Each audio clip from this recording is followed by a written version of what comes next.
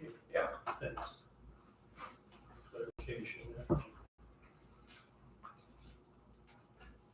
don't you give us a couple minutes just to see if we have any questions on it? No problem. All right, I'm back up live.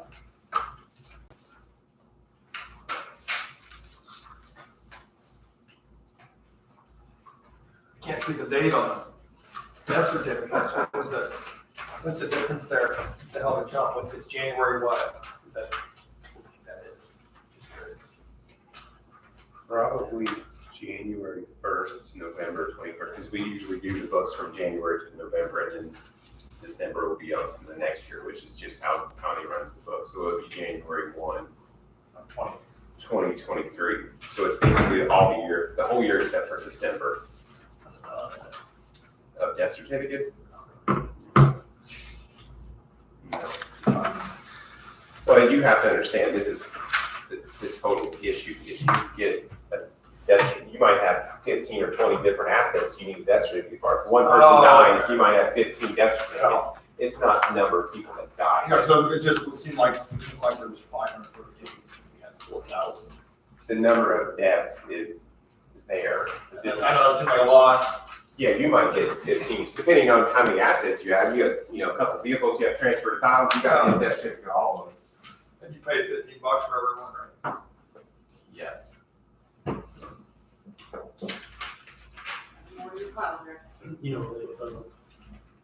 The health director, this for Health First Indiana, or the Indiana Health First, or whatever. I mean, you feel pretty good about the way that's run, or, what kind of concerns me, some of the comments, will that be funded by the state legislature again? Is it 2 years? Or I sure hope so. I mean, it's gonna throw everybody into a tailspin here if that's not funded. Because, you're putting all these people on, where you're creating this extra space like we are. That's gonna be a real detriment to the counties if that's not funded. Yeah, we're working on budgets right now. They're due June 1st. If you took HFI last year. So they're actually piloting a new program, which is about what I was on most of the day today was the meetings with that pilot program. And it seems like it's going to become a little bit more cumbersome because they're going to want more data from us, what we're spending our money on, more itemized out. So I really don't know for sure what's going to happen, but yeah, they haven't given us any inkling that it's going to go away. If it does, every county is going to have a role in hurt because we've built all this infrastructure, all this staffing. That's going to be hard when it's swallowed. Tell everybody that now you don't have a job, and all of them are, public, that now you can't utilize these services we just built the past 2 years. And to throw that on the county, that's going to be difficult. I thought the funding was supposed to double next year. Well, it won't, I doubt it'll double because the 5 health departments that didn't join last year, I believe some of them are coming in this year. So then that's going to take away from that pot of money. Right now, our projected for DuBois County is like 850,000. Where if it would have doubled, it should have been 880,000. So we might be 30 grand short, depending on how many people opt in. Is the FSSA funding issues playing into this or something, or? I don't think so. This is all appropriated by the I state. didn't know about yourself. Okay. Any other questions for Sean? Well, thanks for coming in tonight. All right, thank you. I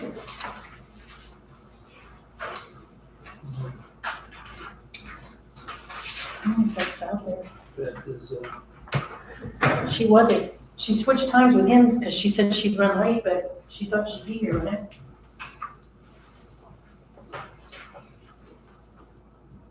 so how you doing tonight, Ken? Doing good. Tired.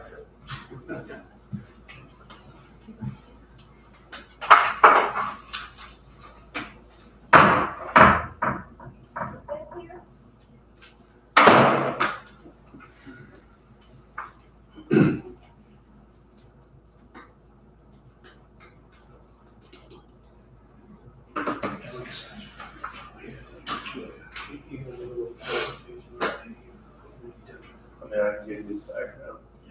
We'll get to that point. Yeah, I thought about asking to come, but I forgot. Not back there. I'm gonna text her to see where she's at. Okay.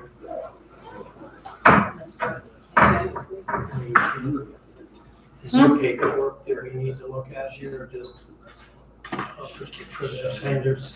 I have the one that they dropped off. I have another copy. So why don't we, yeah, is everybody okay moving forward? Keep her on. You want this other copy too, a second? Yeah, we can kind of share here. That's the one.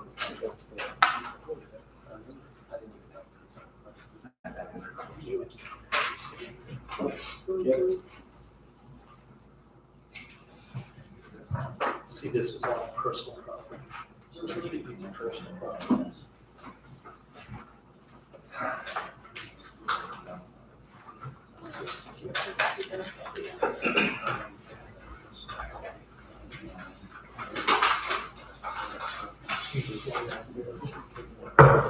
You can start if you want.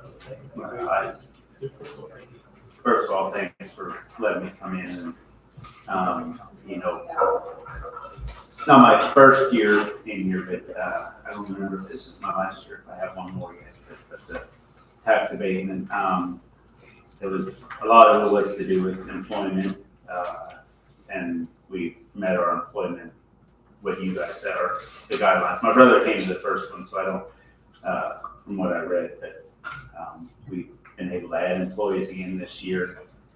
We've also, last year we were about 50% full-time, 50% part-time. Probably more 2/3 and 1/3 full-time to part-time, just because of the demand, you know, and actually being able to find full-time people. So we've been able to meet that guideline, and I mean, we've just been increasing every year, and so far, and plan is still to keep going forward, so. That's great. I guess for the board, so this is all personal property. This is no property tax, I don't know. Buildings and grounds, I mean, it's personal property. Equipment And this is on the equipment, because we didn't, is the equipment. we were building before we found out about it, so this is just on the equipment. Right. So any questions, Kent?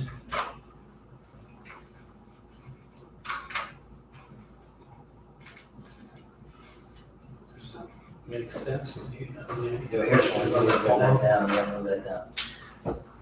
So are you on target with your personal goals and where you thought you'd be or hope to be, or? I think we're ahead. We're quite a bit ahead. You know, we had planned, I think originally to 24, 25 employees. You know, we jumped pretty well up to 40 pretty quick. And there again, we were part-time, quite a bit of part-time because I wasn't able to find full-time. So I was hiring 2 or 3 older part-time people. And then since they've been retiring, I've been able to actually fill in with full-time. And we are ahead of schedule. We keep growing, and I mean, Diana's behind me. If they grow, we grow, because they're right now in St. Anthony, they're about 90% of our business. We have our other place in Celestine that does the custom. But the nice part about at St. Anthony, if they're a little slower for some reason, I can pull things from Celestine, some of our bigger accounts. So I keep going because I have the bigger machines down here. That way we can keep everybody busy. And then Chris up at Celestine has a waiting list. Plus, we sell a lot of freezer beef to customers. So he's about 15 or 20 of them behind right now. So he can always add in behind. So we're able to keep both places Gotcha. busy. So I don't have to have backup. I just call him and he moves stuff over to me. Well, that gives you the flexibility. I didn't know, I wasn't on the council when this was all Okay, approved, yeah. through, so I'm trying to, keep Yeah, up. yeah, and we really run both our businesses together. You know, St. Anthony's just 90% Fisher and then Yeah. 10% retail mainly, or? Well, about 10%. It's all private. It's all private labeling. Okay. It's private labeling is where like they have their own label. It goes back to farmers markets. I just got a text from a guy. I do 2 or 3 counts. He's from Orange County. He sells his own hamburger in his own restaurant, so he brings them in, and then we give him back for his restaurant, and then their biggest accounts I use. So whenever they're down a little bit during the summer, then I'll pull in a lot of these farmers markets accounts. So Gotcha. I've got one account from New Salisbury. They're very big in the farmers market in Louisville. So since we can go across state lines with our CIS program, they're bringing me 1 to 2 beef a week, and they actually buy pork from us, which about $1,200 to $1,500 worth of pork a week that they sell to their farmers markets and farm stores. So that's my other 10%. Okay, well, that's interesting. So yeah, it's almost exclusive. Yeah, and that private label doesn't, there. that doesn't count my retail at all. That's Gotcha. just the customer part of it. Gotcha. Okay, it seems like you did really good, so congratulations. I got a question, inflation related. Do you see a preference changing on the beef cuts that you're selling, especially with the price of beef? I'm just curious. No, we actually had ribeyes in our sale ad. They weren't necessarily marked down a whole lot last week, which that's one of your most expensive pieces. And I sold 35 cases, which are 6 ribeyes in a case, so it's a little over 200 whole ribeyes that we sold out through our retail store. I mean, hamburger is going to be more because it's cheaper.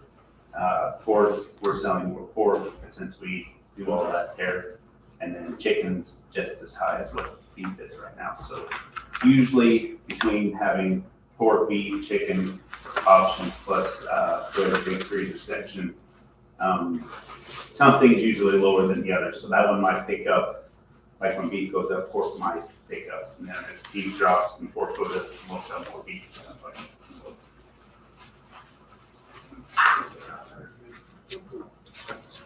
I mean, on your salaries and employees, you're estimating, like you say, 24, and then you're 65, and $800,000 of salaries, and you're almost $1 million, $1,159,000, $1,160,000. So that's really good. I appreciate it, and I think without here, I mean, you're an asset to the whole community. You know, we try to get back to working, especially at schools, heading to the ball fields with 3 of my boys tonight for baseball games, so, help all that. Wherever we can, support our firemen, well, for vets and stuff like that, so. I appreciate it. Do we sign this for him tonight? Well, you need to make I need a motion to approve it, that it's in compliance, and then you would sign the form. Both, you find 2 of them, one for him and one for us. Okay. So it's, it definitely fulfills the obligation here. So I would recommend approval. Make a motion. Okay. Alex, in motion, Sally has seconded. So any further discussion? Otherwise, all in favor, say aye. Aye. Anyone opposed? So we'll sign these, and you want to hand them down to Sandy? Did you want to take it along? He probably, do you want one of them? If it's all right. Or we can- Or we can mail it to you. If it's you up want to to, that's fine. Okay, we'll do that. Beth, would you be ready? Sure. So Thank you. we jumped ahead a little bit. Thank you. Ken. So, my name's Beth Schrader, I'm a prosecutor in DuBois County. I am here on the same thing that I was here before about increasing the salary for Amanda Meyer, who's my newest hire. There's that whole thing about the salary was approved lower than the rest of my employees, which I didn't realize, so I'd offered that higher level. I came back and you guys declined it last time, but you said you might reconsider at some point in the future, so I got back on the agenda to give her time to show what she's been doing. She's doing great. She is caught up with the rest of the employees in terms of training. She also started helping with payroll when Jolie is out. Jolie usually does the payroll. She files new cases. She does discovery. She's taken care of most of the discovery in circuit court now. She's taken that over. I don't have anything but great things to say about her.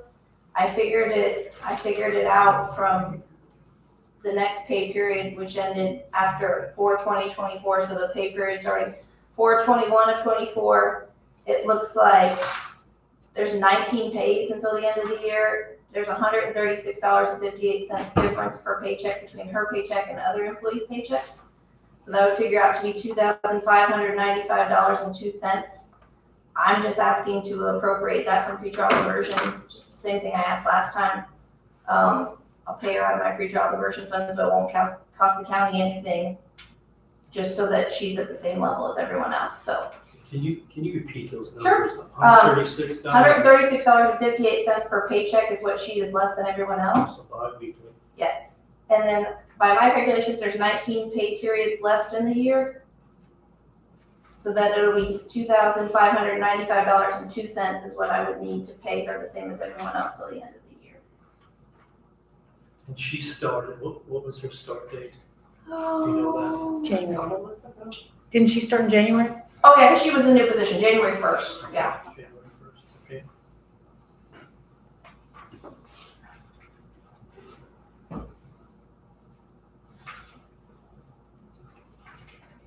So that's really, I guess, is for the council, we all know probably that's the only thing that would affect is, that's just, social security or whatever, and retirement.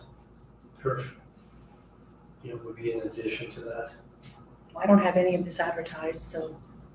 I know, we couldn't do it tonight, but we could entertain it, I guess, or. Now, I think Alex and I voted for it last time, and I'd still be willing to vote for it. But that's So what else does it affect besides that? well, you'd have to increase the benefits too. It's like in this, like you said. And that would come out of the county? I mean, that would that? No, it would come out of pretrial diversion. Okay, so it could be more than that? That's fine. And I don't have any, like, it would have to be at the next meeting that you could even think about approving So it. what, anybody else got any thoughts on that? I mean, I think when we sat here in January or whenever it was brought up, my thoughts were, we don't even know what type of employee it is yet, I mean, if that was my thought against it, or, not to prove it, because any discussion, I think we want to continue. I think too, we put a policy in place to where, because of the discrepancy, right, on what was offered and what there's we a had agreed procedure. to offer, meaning that there's been a corrective piece to all that, so that is going to happen again, is what I'm saying, I guess. Now, I know you've advertised for a new position. Could you put Amanda in the one there and then put the new person in Amanda's spot and pay the new person lower? I mean, I suppose that I could, but I'm still gonna wanna pay everybody the same. It's not gonna change my philosophy that I think they all should be paid the same if they're they have the same. I was just trying to offer Other Why options. do you- another option Can around I it. ask you, why do you feel that way? Why, someone that, I guess you still own a business, you normally start until they learn the procedures and all this, and it takes, here it's 5 months or 4 months, Why do you feel somebody walking in the door is worth the same as I've been there for 6 years? Sure, I get that perspective, but I guess if it's not budgeted, there's no opportunity for me to even bump them up. First of all, I don't even have that discretion if it's not budgeted to that amount. And then secondarily, I feel like I want to get the best person that I can for the job, and I think that there are going to be people that are taken out depending on the salary level. Because I've had several people that have inquired and they'll be like, no, I'm not interested, that's too low. And so I want to get the best employee that I can, and so therefore I'm going to pay them the most that I can. And if they're not a satisfactory employee after I get them, then I'll get rid of them. That's how I look at it. So then how do you get rid of them? Fire them, And then And then we basically pay unemployment. pay unemployment for them. yeah, That's and the hire somebody new. Like, What is that gonna come out of your you know what I'm saying? sure, I get it, but We maybe, got some risk here too as the council. I understand, but I think in this instance, Mandy's great, and I'm asking because they're going to Mandy. And So discussions? How do your other employees view that, the people that have been there 6, 8, however many years? I'm not familiar enough to know some of those people, but the longer term employees, are they gonna feel slighted that, I've They're never not heard gonna any be complaints from undervalued? any of them. I don't know, have you had a discussion with them? Or? No, I've never heard any complaints from them. They're pretty good. If they have problems, they say it. I haven't heard anything. So, I mean, they all know they all get paid the same, so.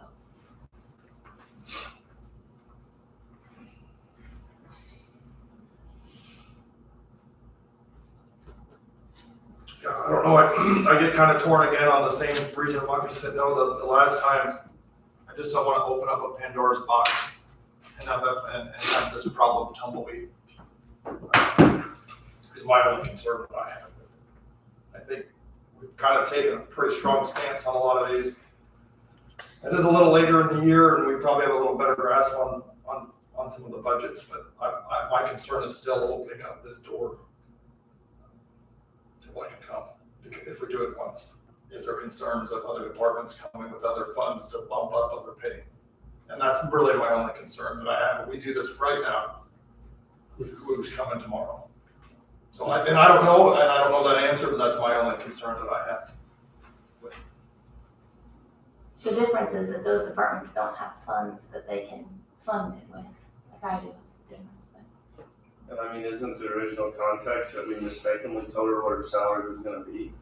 I mean, a small difference that we reneged on, am I wrong, or is that what the situation was? Last year in What budget was time, budgeted and you what guys was lowered it not. because you said a new person shouldn't make the same as existing. And she Couldn't remember exactly how. it didn't was, realize but that when she offered the higher position at range, higher rate. Which, and then I told Beth, which I still do, I trusted her judgment. I mean, I'd say she knows who can do the job well or not. And I don't know the turnover in that type of position, but she seemed to. I've never fired anyone, so. Anything, Sally, or you want to say anything?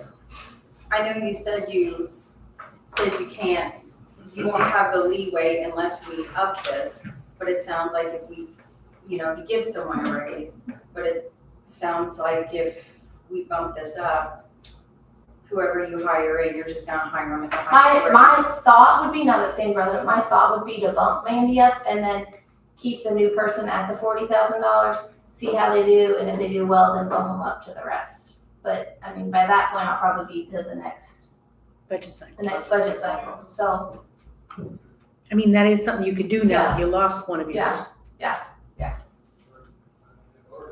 I would personally be more in favor of that suggestion, I think, than just automatically. but then, I mean, from my perspective, then I have to come back again and ask you guys to do it again, and I'm back again, and it's just Well, like, If you hire a new person now, and you give them half a year, you'll be in budget time anyway, so it'll be time. but their salary won't bump until just Until January 1. Yeah, so. I don't, personally, I think, you want to come in, you want to? I think personally, I'd like to wait. First of all, I'd like to see if we would consider to do that. Second of all, I'd like to talk with a human resources person. Okay. A little bit to see what we can do. I just, I don't know. I kind of agree with Ryan. I think, we do this tonight, then the next department,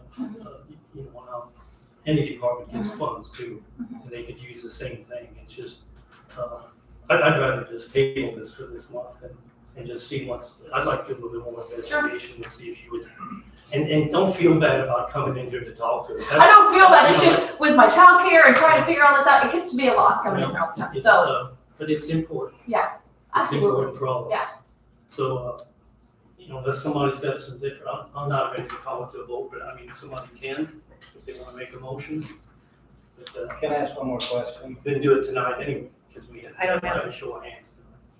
What are, this pretrial diversion, what are the guidelines on what that can be used for? Is there, There's guidelines, but for the most part, it pays salaries, it pays equipment, it pays, I think it's statutory what it's used for. I just wasn't familiar Yeah. with it, so I guess I can, maybe that's part of doing more research Yeah. too, as we go on. So this additional person that you're gonna hire, is that somebody that's? I don't have a person picked out yet, so I don't know. I mean, is this position already created, or did somebody? Yeah, leave? somebody's leaving, yeah. Okay. I mean, that seems like an obvious choice to me, but, let's, is that all right with everyone to table it, or Support. somebody wanna call it to a vote, or call it to a hands? Okay, so. Okay, thank you guys. Thanks. Have a good night.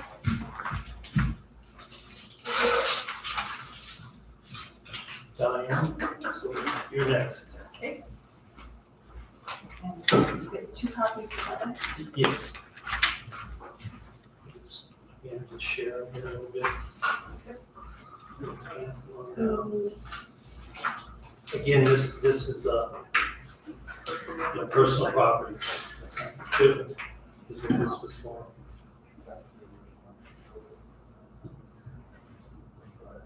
Hi, I'm Diana Fisher with Fisher Farm Central Foods.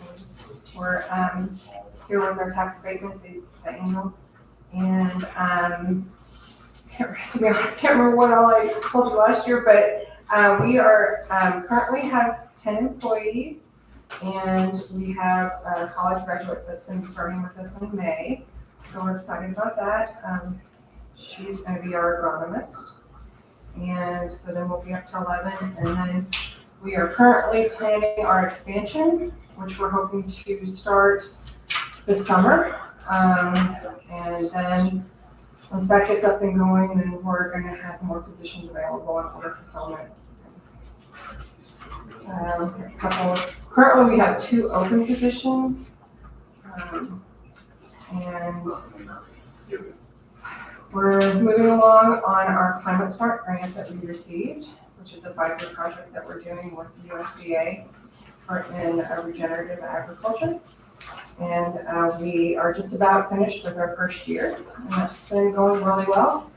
We're learning a lot, and it's keeping us really, really busy. Can you touch a bit more on that grant? How that is that obtained, and what are you?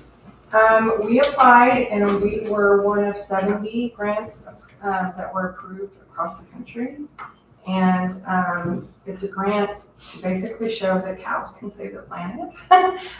We're showing that we can capture carbon. And so we're doing a lot of research. We're working with several different universities on that. They did soil sampling last year, and then they'll do it again in 3 years, and then do it again at the end of the project. But preliminary results have been very positive.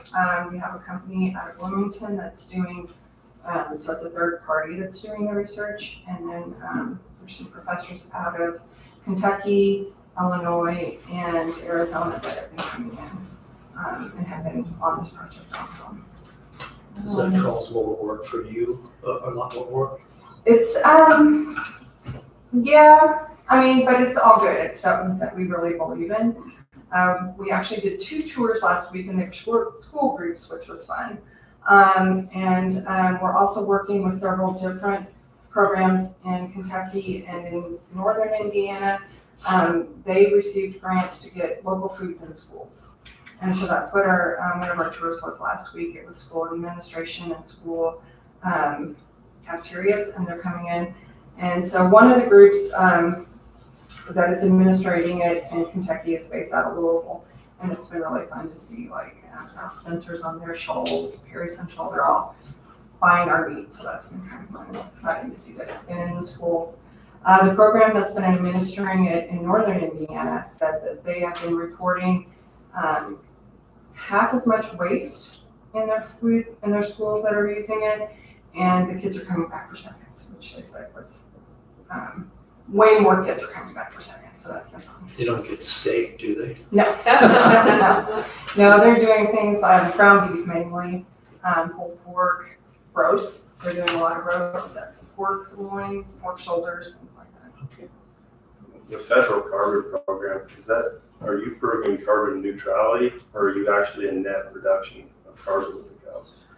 We're hoping to be net zero, or like that we are capturing net negative. So that's what we're hoping right now. It's amazing how things change. I don't think Beyond Meat and some of that stuff's catching on too well, and then now you're proving that the cows aren't so bad, so that's great. Yeah, it's been a really, really interesting project. I don't know if anybody watches or saw the Kiss the Dirt documentary that was out a while back. Well, they just released the second one, Common Ground. And actually, it's been really cool. We watched it yesterday with the nuns in Ferdinand, did a premiere showing. And I think it's going to be in theaters at the end of April, but it's on like Netflix and those, I think, starting later in the summer. But locally, Mike Braun is featured in that movie, which has been really interesting. So that was fun. And then another farmer from northern Indiana, he has a podcast about regenerative agriculture, and he's featured in that also. So it's really interesting. It has to do with basically cover crops and how that pulls the carbon down, pulls it into the soil. So is that Gabe Brown? He's in the too, yeah. Okay. And Rick, he has the podcast that Dave listens to all the time. But he's the one from Northern Indiana. But Gabe Brown is, I think he's in Iowa. Yeah, he's not in yet. So this research is actually going to show some of the positives of Yes. ag instead of focusing on negatives. And that's what the USDA really wants. And their goal is that after this project, it'll be a pilot and other farms can use it on the basis through it, then we also offer incentives to other farmers that plant cover crops. And one of the biggest things that we can do is feed cattle kelp. That decreases their methane production by 80%. And they don't have to eat a lot of seaweed, they just have to eat a little bit. Really? And there is a company in Australia that is opening a plant in Pennsylvania, so then it'll be stateside, and they're working on getting that started. They're actually growing the kelp in seawater in tubes because they don't want to harvest it from the ocean because they don't want to mess with that. The ecosystem. Yeah, the system, yeah. So then the kelp can be dried and processed into a meal, Yeah, dried meal. it's like and a powder. there you go. The red kelp is actually the better one. Green kelp does some, but red kelp is better. I mean, it reduces methane emissions more. So that's the kind of stuff that we've been researching and finding out about. So it's, like I said, it's been Or there's a will, kind there's of a way. a big science experiment right now. But the beef business is doing well with that. Like I said, our agronomist is starting in May, and yeah, like I said, we're gonna add on to our building here shortly. We haven't about got to review this compliance. It looks like, to me, it looks like everything's in compliance. The number of employees went from 4 to 16 total, and the salaries went from, you had projected 200,000 to $587,860.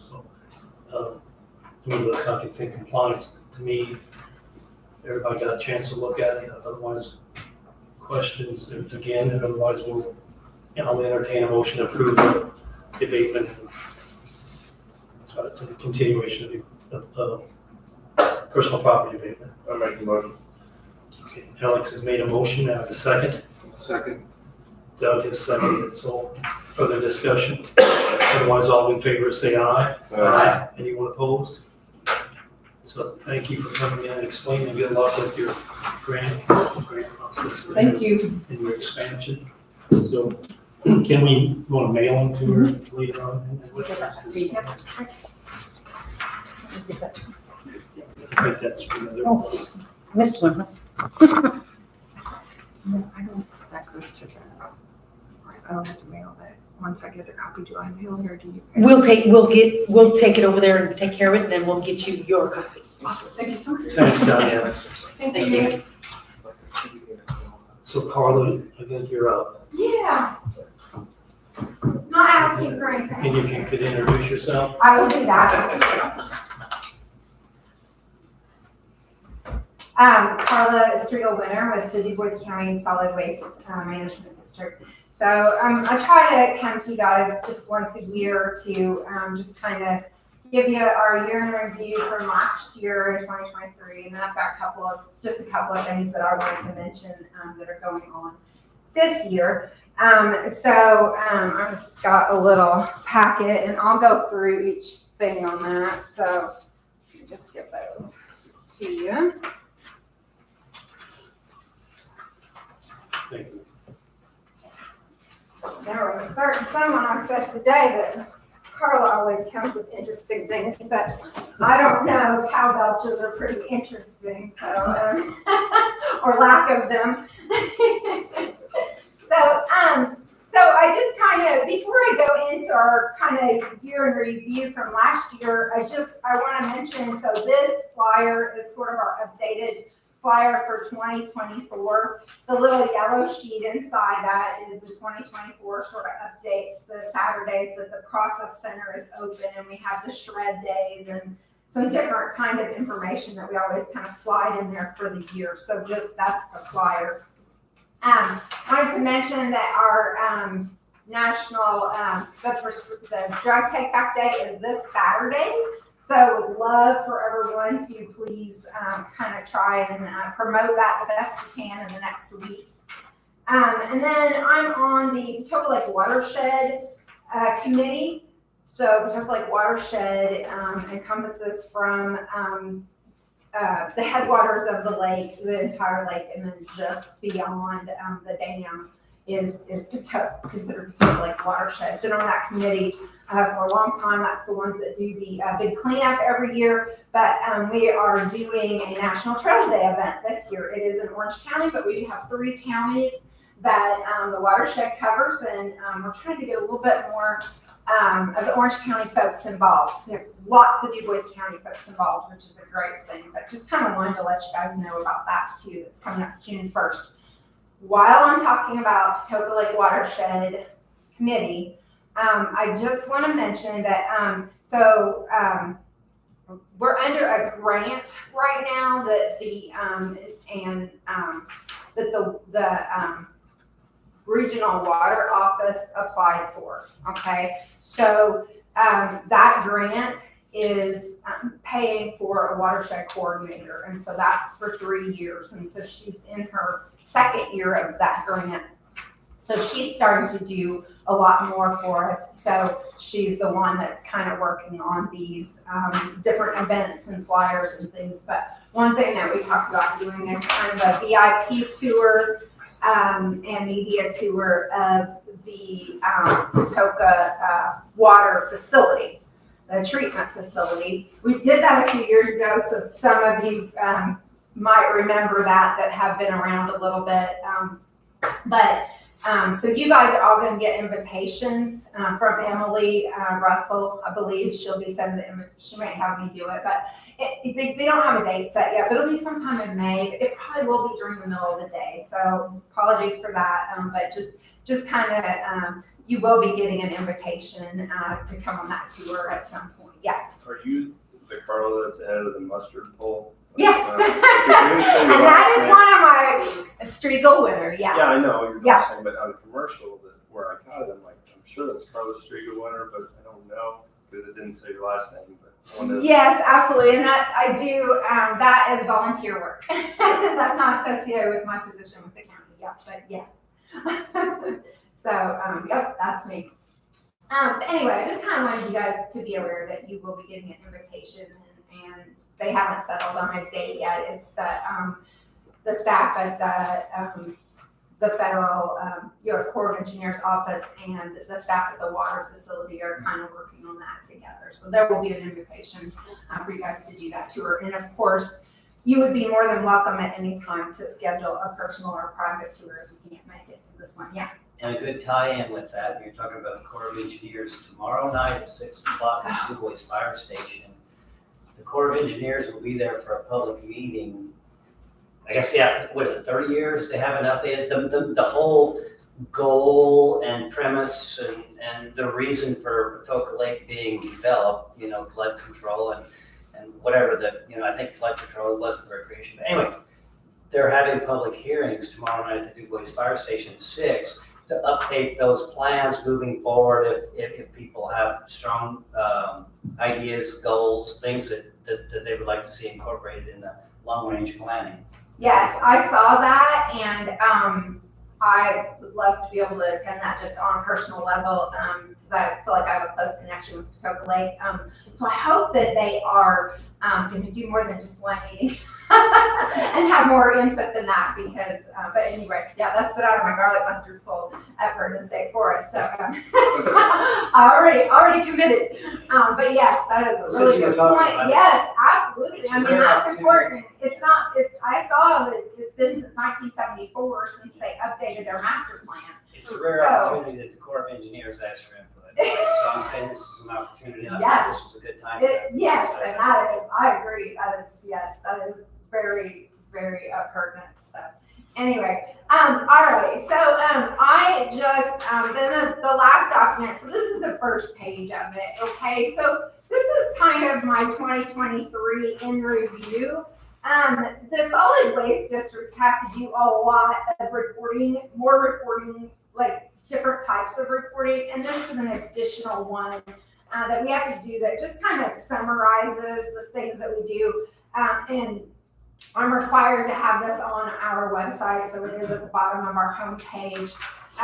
But it just kind of goes over a couple of things and again, just sort of summarizes stuff. So our total, and then also just to remind everybody, the solid waste management district, we do not manage all 8 of the drop sites. We assist those staff, but that's the sanitation district, the highway department that manages those sites. We assist with some of that. And with our brochure, it can kind of sound like we're in charge of all of it. We made a decision a few years ago not to confuse people with different phone numbers to contact for different things. And so we just have our phone number and we just say solid waste district. But just so you guys do understand that when I speak of the solid waste district, I'm talking about me, our other 2 full-time employees that work out of the process center, not all of the other staff. So our total personnel expenditures for 2023 were just over $200,000. Of course, that includes all of the benefits and the perf and all of that stuff, as well as the health insurance that goes in on that as well. And then if you just want to go down to the bottom of that page where it says additional information. So the big thing of the solid waste districts is tonnage. We keep track of every single thing that we take in, and to see how much recycling tonnage we can actually get. So 270 tons of recycling was carried out in Du Bois County last year just through the solid waste district. None of that is the residential sites. The sanitation district keeps track of that on their own. I'm not allowed to report what they take care of, okay? I'm not allowed to report that in with our stuff because I'm not over it. I don't oversee that.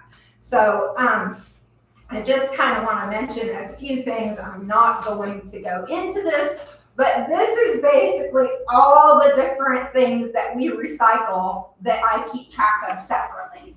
Okay, and that is everything from the cardboard, paper, and newspaper that we gather on our, we have a full-time truck driver that goes around to all the schools, post offices, agencies, fills in with businesses. So we keep track of all of that separately. The oil filters, antifreeze, and the gallons of oil at all the drop sites. We handle books, book reuse in our last chance corral, which is where we divert things that are, maybe we're going to go into the landfill that somebody had an old chair, metal chair that they didn't think, was worth anything, and we put it in the last chance corral and it gets diverted. Somebody is able to take that. We keep track of every single pound that goes through that last chance corral as well. So all of that then gets sort of added up into that 270 tons of stuff. So just cardboard, 100 tons of cardboard a year. That's just through our solid waste district, not a residential recycling. Our reuse, which most of that reuse is our last chance corral. Again, we have a large item dumpster on site. People bring something that they are wanting to throw away.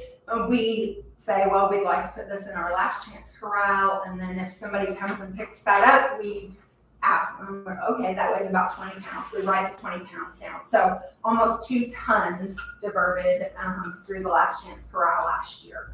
2 tons of things that could have gone to the landfill. And then just one other thing to mention, we do take any appliances at all, any electronics at all. Our electronics are kept separate, and that is anything from your computer, your old fax machine that you've had sitting under some desk for the past 20 years. All of that stuff is considered e-waste, and we had about 26 tons of that, 26 and a half tons of that So just to kind of give you an idea, that's 2 semi truckloads a year. Really, it's closer to 3. We only had 2 semi pickups last year. It just kind of depends. So we keep that on site in a semi. When the trailer's full, we call the company, they come pick it up and switch it out. So interestingly, e-waste tonnage is going down. Anybody have any reason why e-waste tonnage might be going down? Computers get smaller. Yeah, TVs. Yes, we used to see just, of course, literal tons of the great big old tube TVs that are really heavy and very difficult to recycle. And we're seeing less of those. So we're seeing less weight. It's very sad to see how many flat screen TVs come through because they're just not made like they were used to. They as you guys all know, they die after a couple of years sometimes. So we are seeing quite a few more of those. So less tonnage on that. Probably more stuff, but we don't count items, we count pounds, and that's how the whole solid waste industry is set up, is to count pounds and tons and not individual items. So just kind of wanted to go over that with you guys a little bit. Then on the back side of that page, I'm not going to read over this. If you want to read over it, you can. They let us put comments in, so I give them a whole bunch of information because this is what legislators might review, and I would like them to have a good view of what we do. So I put tons of comments in there, kind of basically just try to describe our whole program. Then on our revenue detail, I won't go into that. DuBois County, our main funding is through the county assessment every year, where we request that amount from the commissioners. First our board approves, then we request the amount from the commissioners, and then of course you guys approve that amount. So that's our main amount, but I just kind of want to mention the top line there. Our user fees in 2023, $40,000 came in. And so that is what we try to do is we charge at our process center for just about everything that we take in, okay? So if you have a TV, you're paying $5 or $10 for that TV. And then what I try to do is make sure that we're breaking even on what that costs us. So we're not paying for that stuff, that the actual user or the person who had the items is paying for that. So every year I just kind of make sure that we are breaking even on that stuff. Now, things that we take free at the drop sites, the oil, we have to pay 25 cents a gallon for oil right now. So we are just going to keep, we're not going to start charging for that at the drop sites, obviously. But so our basic stuff, tires, we have a certain amount that we pay our vendors for the tires, and so we just try to keep it so the user fees are about that. So that's kind of what that's all about. So that kind of goes back into our funds, so that like I said, we just try to break even on those. We've been doing that. So if we're not doing it, then I request to the board that our user fees go up on certain items. And again, they're individual user fees. It's not a bulk user fee. They're individual user fees for all the individual items. I mentioned tires. One thing that I'm really looking forward to is we supposedly got a grant, a small grant, $8,000 from IDEM for waste tires. So once that goes through, we should be able to take tires at no charge for the remainder of the year, and looks like maybe into next year, just kind of depending on when they get everything done. They're going a little slower than we thought they would. So right now that probably won't start till June. So if you know anybody that has tires, especially a bunch of tires, somebody that has an entire ditch that they tried to keep from eroding and they've got it full of tires, we will at some point this year, and I can do it for businesses, I can do it for residents. I don't have a limit on how many tires. Matter of fact, what I would like to see is bunches of tires, that are stored improperly. Even if those are stored inside, they're a fire hazard. You guys have seen a tire burn before, or what a tire fire looks like. If something starts on fire, that is very dangerous and very unhealthy as well. So that's the main thing. So just keep that in mind. Yeah, We take will have large that. agricultural tires, What's that? agricultural tires. Yes, absolutely, and that's a big one because we have to charge $50 a piece for those. So we have some farmers that are like, I don't care, I want them off my property, I'm paying $50 for them. We have others that are storing them because it's a lot of money. So yes, absolutely agricultural tires. So I've got at least one farmer that's like waiting on grant, calls every month, says, is that grant come through yet? I'm like, no, not yet. So, yeah, so just kind of keep that in mind. If you hear anything from folks, please, we're gonna want to use this grant up once we do have What's it. the reasoning to reduce mosquito borne? Yeah, so there are more vectors, mosquitoes, etc. So IDEM Indiana Department of Environmental Management is somewhat because of that, but it's also just an environmental issue to have those. I mean, as they're sitting out in the sun, they're basically off gassing, and there's chemicals that are coming off of them, chemicals going into the ground as they sit there for years and years and years. And then it's also just a safety issue to have those around because they're terrible if they start on fire, and then they of course release a lot more pollution as well. So it's a multitude of things that they're concerned about and that they're like, and they have I think they have fees. There's some kind of fee program, or the money for this is coming through some program where people have to pay fees for it or pay fines, and so this is a way to get that back out into the community. But I don't think the playground recycling program is continuing because of the carcinogens in the tires, so I don't think that's the angle they're using. Because Yeah. I read that was a failure. Yeah, I think the whole the mulch thing was probably not a great idea. So I have I gone over my time? Sorry. If you have any questions, or just contact me at any time. All right. Thanks a lot. Sorry I went over. That's all right. Thank you very much. Yep.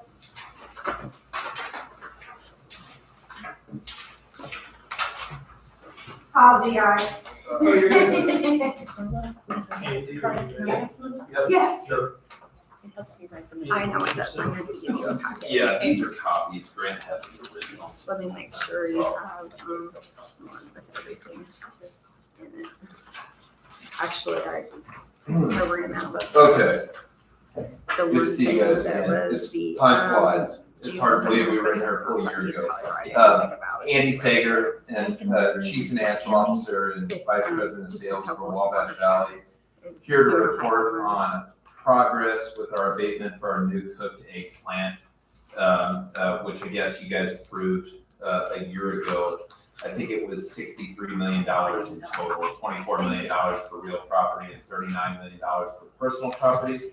And I have a short and sweet update today, which is the good news is we're very much on track with the project. And if any of you guys have had a chance to take a drive, up in that area by Du Bois, you would see there's a heck of a lot of activity going on. So we've had favorable weather, and we're still looking at starting up at least the ramp up in the new plant in October. So we're getting there.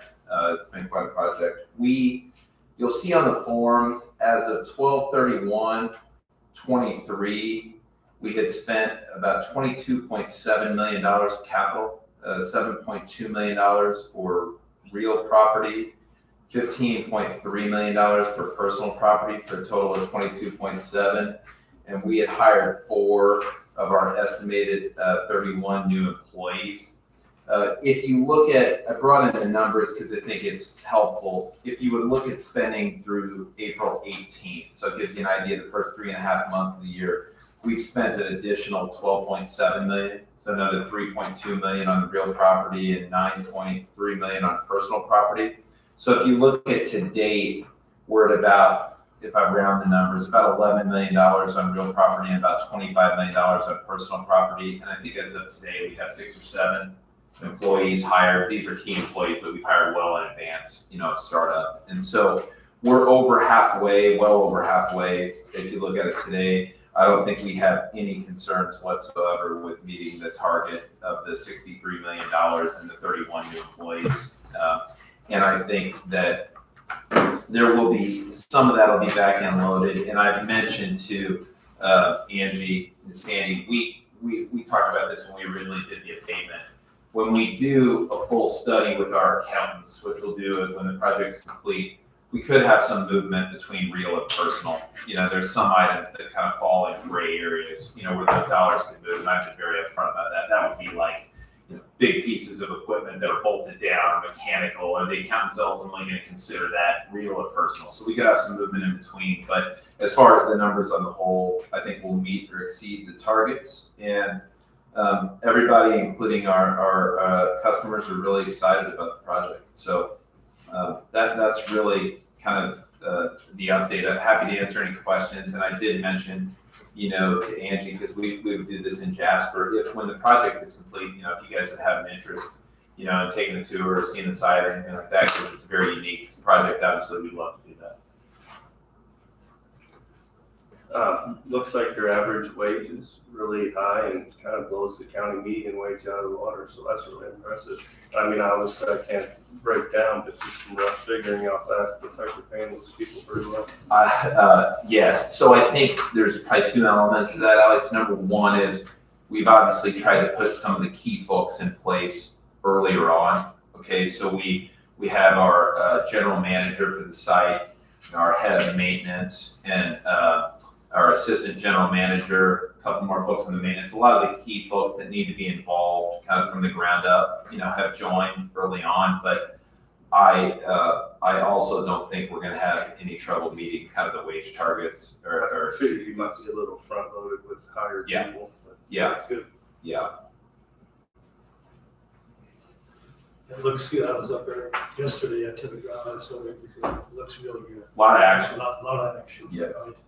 Yes. So is the sewer, is that being put in also with? Yeah, I mentioned Grant and Murray. So I should have also, we have Grant Canese, who's our senior vice president of finance, and Murray Becker. Murray, what's your title?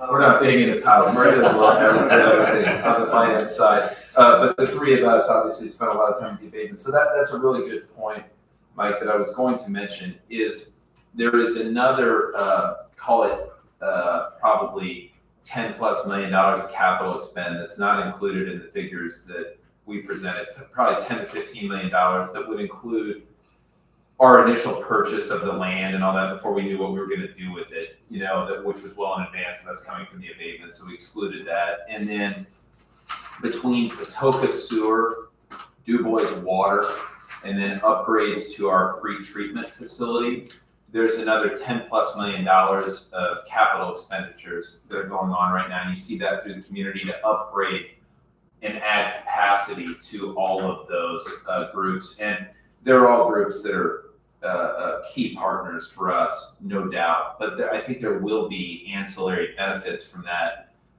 for the community, you know, and then also for our future growth and expansion. You know, we kind of sized it well beyond the capacity of this plant. So there, for instance, DuBois Water, I think the biggest piece of what they're doing is a new water tank that is 3 or 4x the size of the existing water tank. I don't remember exactly what it is, but you see that going up. And then for Patoka Sewer, they're running a new line to the new plant, and they're building a new lift station.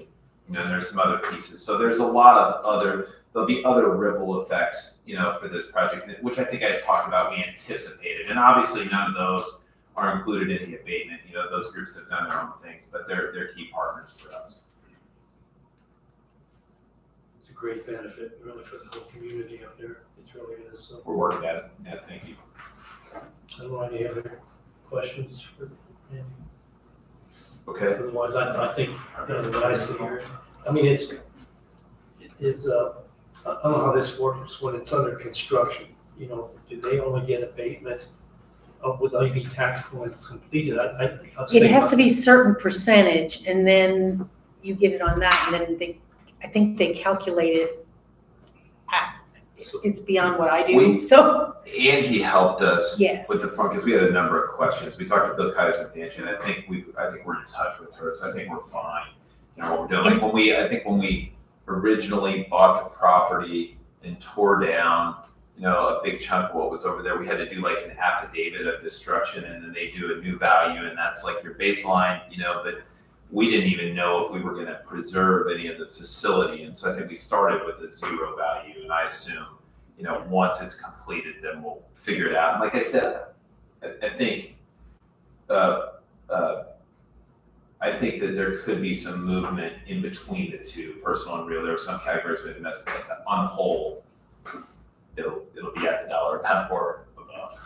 So you've had contact with the assessor then? We have. Okay, because, I was just thinking, this is based on a 10-year abatement, Yes. and I didn't know when the first year would start, is what. Well, sometimes they stagger it, like you build this and that gets this 10 years and this gets built this year, so then it's behind. Yep. Like this one might be in year 2 or 3 and this one starts in 1, so Yeah. we work with the assessor on that. And we'll figure that out. I would, our target, we feel really good about the building and the construction.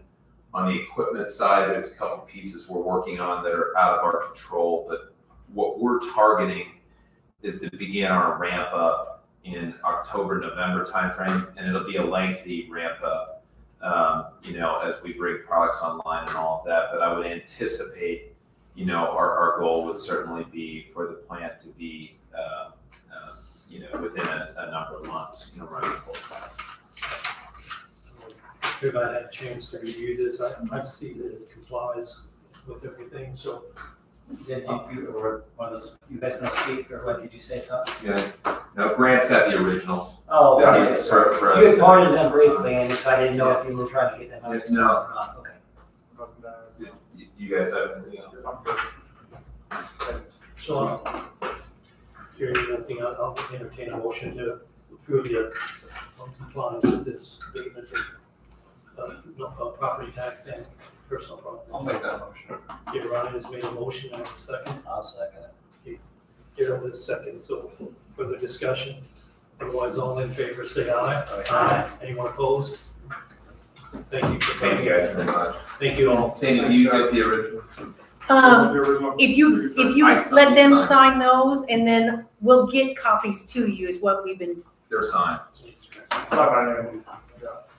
they sign them. No, they have not Okay. signed yet. You want to sign? If you sign that, you have to sign that. We did promise everybody might be patient with us with their front yards. We told them we'll make sure they all look really good. We'll get that. We got a lot of utilities going through it. We'll look at Do you want to take a copy along? Is that what it. We can get you a copy. Perfect. Okay, Yeah. that's great. Yeah.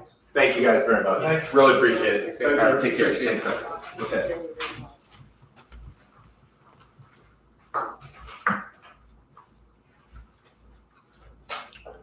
I gotta look for them.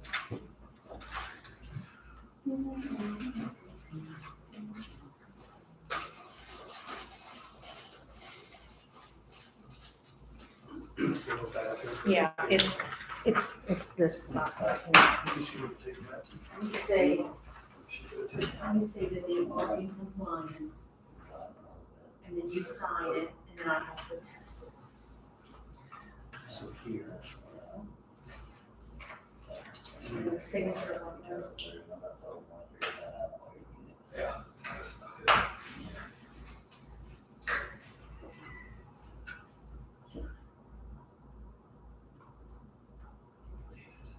I don't know if I'm gonna do a little research and figure out what exactly we can do with that. That's not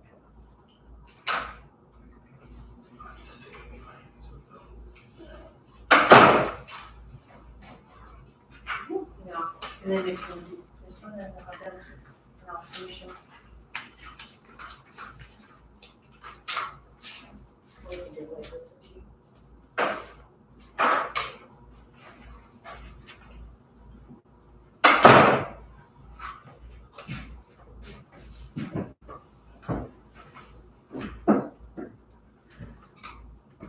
So, this is going to be a complicated affair.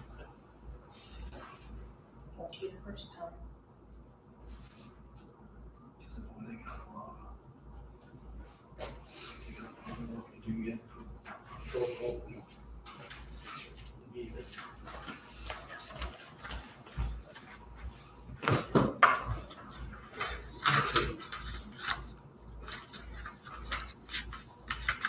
want me to carry on with it? Or anything else there? Do you want me to call him, or do you want to just talk Well, about it? or- let's talk about it for a minute here. Okay, you know what, the DuBois volunteer fire station up there, they built, I don't know, 2 years right now. You know, we gave them, as a council with the commissioners, we gave them $300,000 of ARPA funds.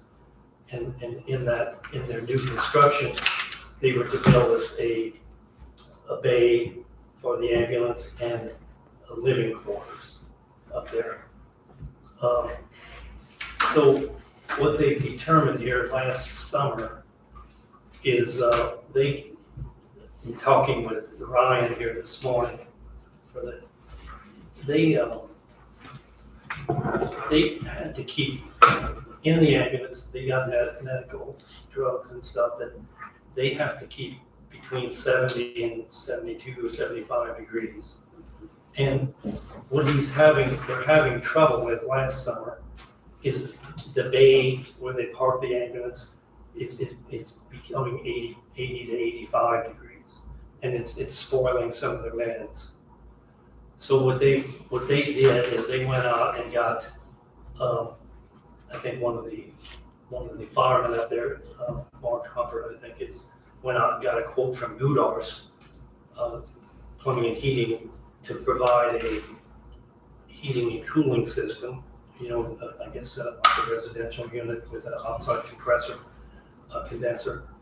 And they came back with a quote here of around $5,500, and I think roughly $5,500. And now he doesn't know how they can pay for it. And, you know, I guess that's the discussion. You know, how do we, you know, my thoughts were is how do we fund something that we don't own the building? You know, that's my first thought. And the second is the hospital provides, you know, the EMTs and we buy the ambulance, but I mean, they furnish all the supplies inside the, you know, the drugs and stuff. So I guess we need your thoughts on how we could, as a county, should we fund this $5,500, roughly speaking? Do we have any idea, first off, on just how much loss there has been, I guess, or I understand we don't pay for it, but the dollar amount that corresponds with that of the drugs, I guess, that are getting spoiled by. That we could get Ryan on here and ask him that. I did not discuss that with him. Any other questions before we get him on the phone? Yeah, let's wait a minute. I got a question. So could you remove, is it too cumbersome to remove the drugs from the ambulance and buy one of those medical fridges that has those type of temperatures, or is that too much impossible with the quick response? thought he told me they- Store it at the facility there. I thought he told me they do have some in a refrigerator there. Yeah, I figured, but it's probably you can't pull everything because of the response. Yeah. He did answer that question to me. The ambulance has a refrigerator in it, and they keep the drugs that have to stay at a certain temperature.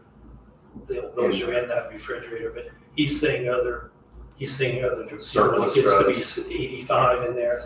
It's Oh, they don't, the fridge don't even. So there's not a refrigerator or cooling unit in there in the building that could keep them.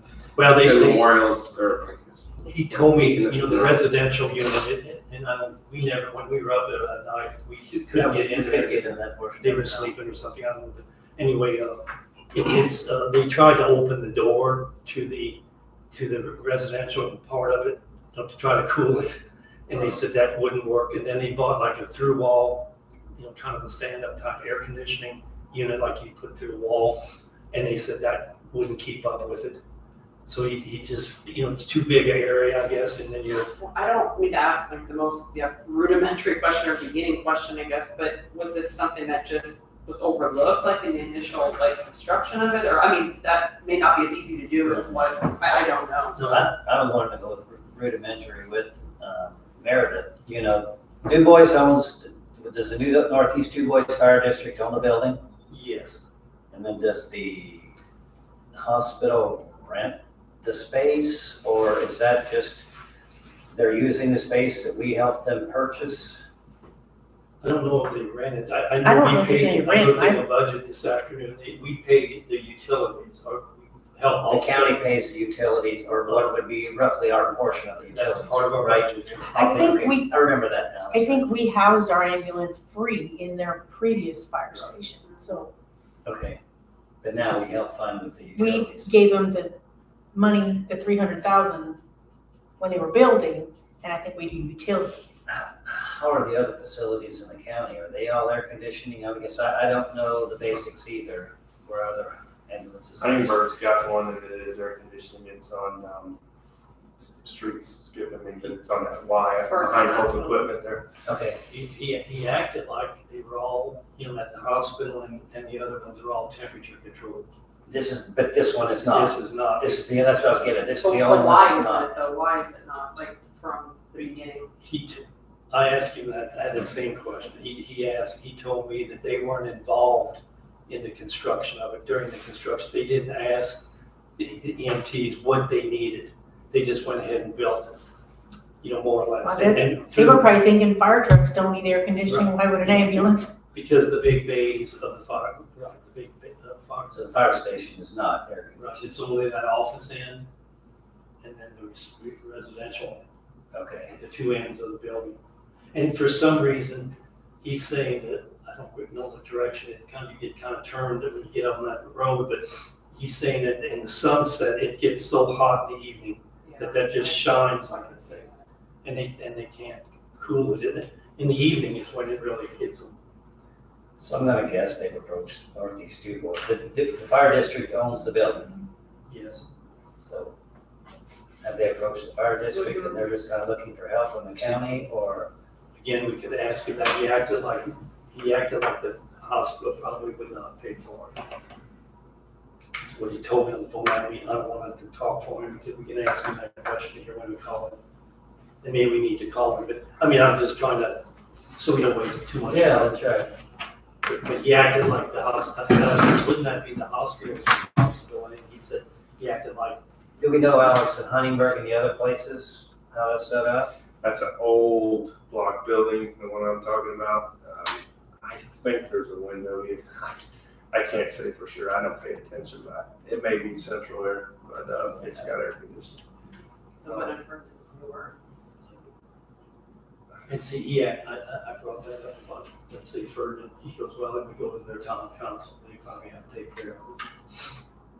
But here, it's a little bit different because you've got another taxing district, but we're responsible for the ambulance. Because we bought it. Hi Ryan, this is Sandy. I'm gonna put you on speaker because the council has some questions for you. Can you hear me? Yeah, Ryan, this is Mike Policener, yes? So we got the whole council here, and I think we just got some questions for you. And I did explain some of the things that you had said in our phone conversation today, but Meredith, you want to lead out? Yeah, one of the questions I had, I think we have several, but one of them was, can you give us an idea, just for reference, I guess, we understand that some of the meds are spoiling, I guess, for lack of a better, due to the heat inside of the building. Is there like a dollar amount or a cost that you can give us that's associated with that, I guess? Is it a lot? What are we talking about? I don't know that there's a cost associated with it. I think the more issue is, will the meds be effective in treatment and intervention when they become exposed to those extreme temperatures. So, like to give you an example, we had a refrigerator go out which has, I think, 4 different medications in it out of the probably 30 to 40 medications that we carry. And we had to get rid of all those medications. So I don't know that I have a good cost for you. I would say probably, depending on what the medication is, obviously the controlled substances are going to be more expensive. Some of the other medicines we carry are $2 to $3 a vial. Some of them are up to $20 to $30 a vial. So I don't really have a good answer for that, but from the standpoint of what we lost in the refrigerator was probably, I don't know, I would say somewhere between $30 to $50 for full med. That's ballpark, I'm not, that's just a ballpark estimate. In all of our other areas where we have ambulance space, there is currently air conditioning, right? All except for the hospital bay. It's not air conditioning controlled, but we have portable air conditioners in there that we actually put inside the ambulances. Because it's a bigger area and traffic's through most all times of the day, where the doors are up and down several times a day. It's more cost effective to put those in, and those actually go through a side door where the oxygen is kept, and they pump cool air into the back of the ambulance. Okay. And that same type of setup cannot be achieved, right, in this situation in Du Bois, right? For multiple reasons or? We did that last summer we did that when it got real hot. And it didn't really affect a whole lot just because where the building was at, and how the sun hit it, it seemed like it, we just didn't get a good control of the heat in the building. This is Daryl. Hi, Ryan. Are the other ambulances located around the county all in municipalities? And this is the only one that's... The town of Ferguson owns the fire department there where we store two of the ambulances, and then Huntingburg it's a city-owned building, so they take care of the building as well. Okay. Doug, did you want to ask him here? About moving them in? So those were the only medications, those 4 vials were the only ones that got disposed of currently? Yes, currently, yeah, that was due to a refrigerator issue. We just looked at this last year because we knew we had trouble with it in the summer. And so, the weather's starting to change again, and that's why it's being brought up now. And there's no, go ahead, sorry. I don't necessarily know that we lost any medication. I think the bigger concern is how effective is the medication. There's not really any way to tell, it's ruined or it's not ruined, depending on, those medicines in the refrigerator had to be at a certain temperature. These are a little more lenient, there's more of a range. And so it's kind of hard to decide, yeah, they're still good or no, they're not good. Because we don't know at every point of the day, no one's taking temperature readings throughout a day, so you don't know. Correct. Yeah, okay, I get it.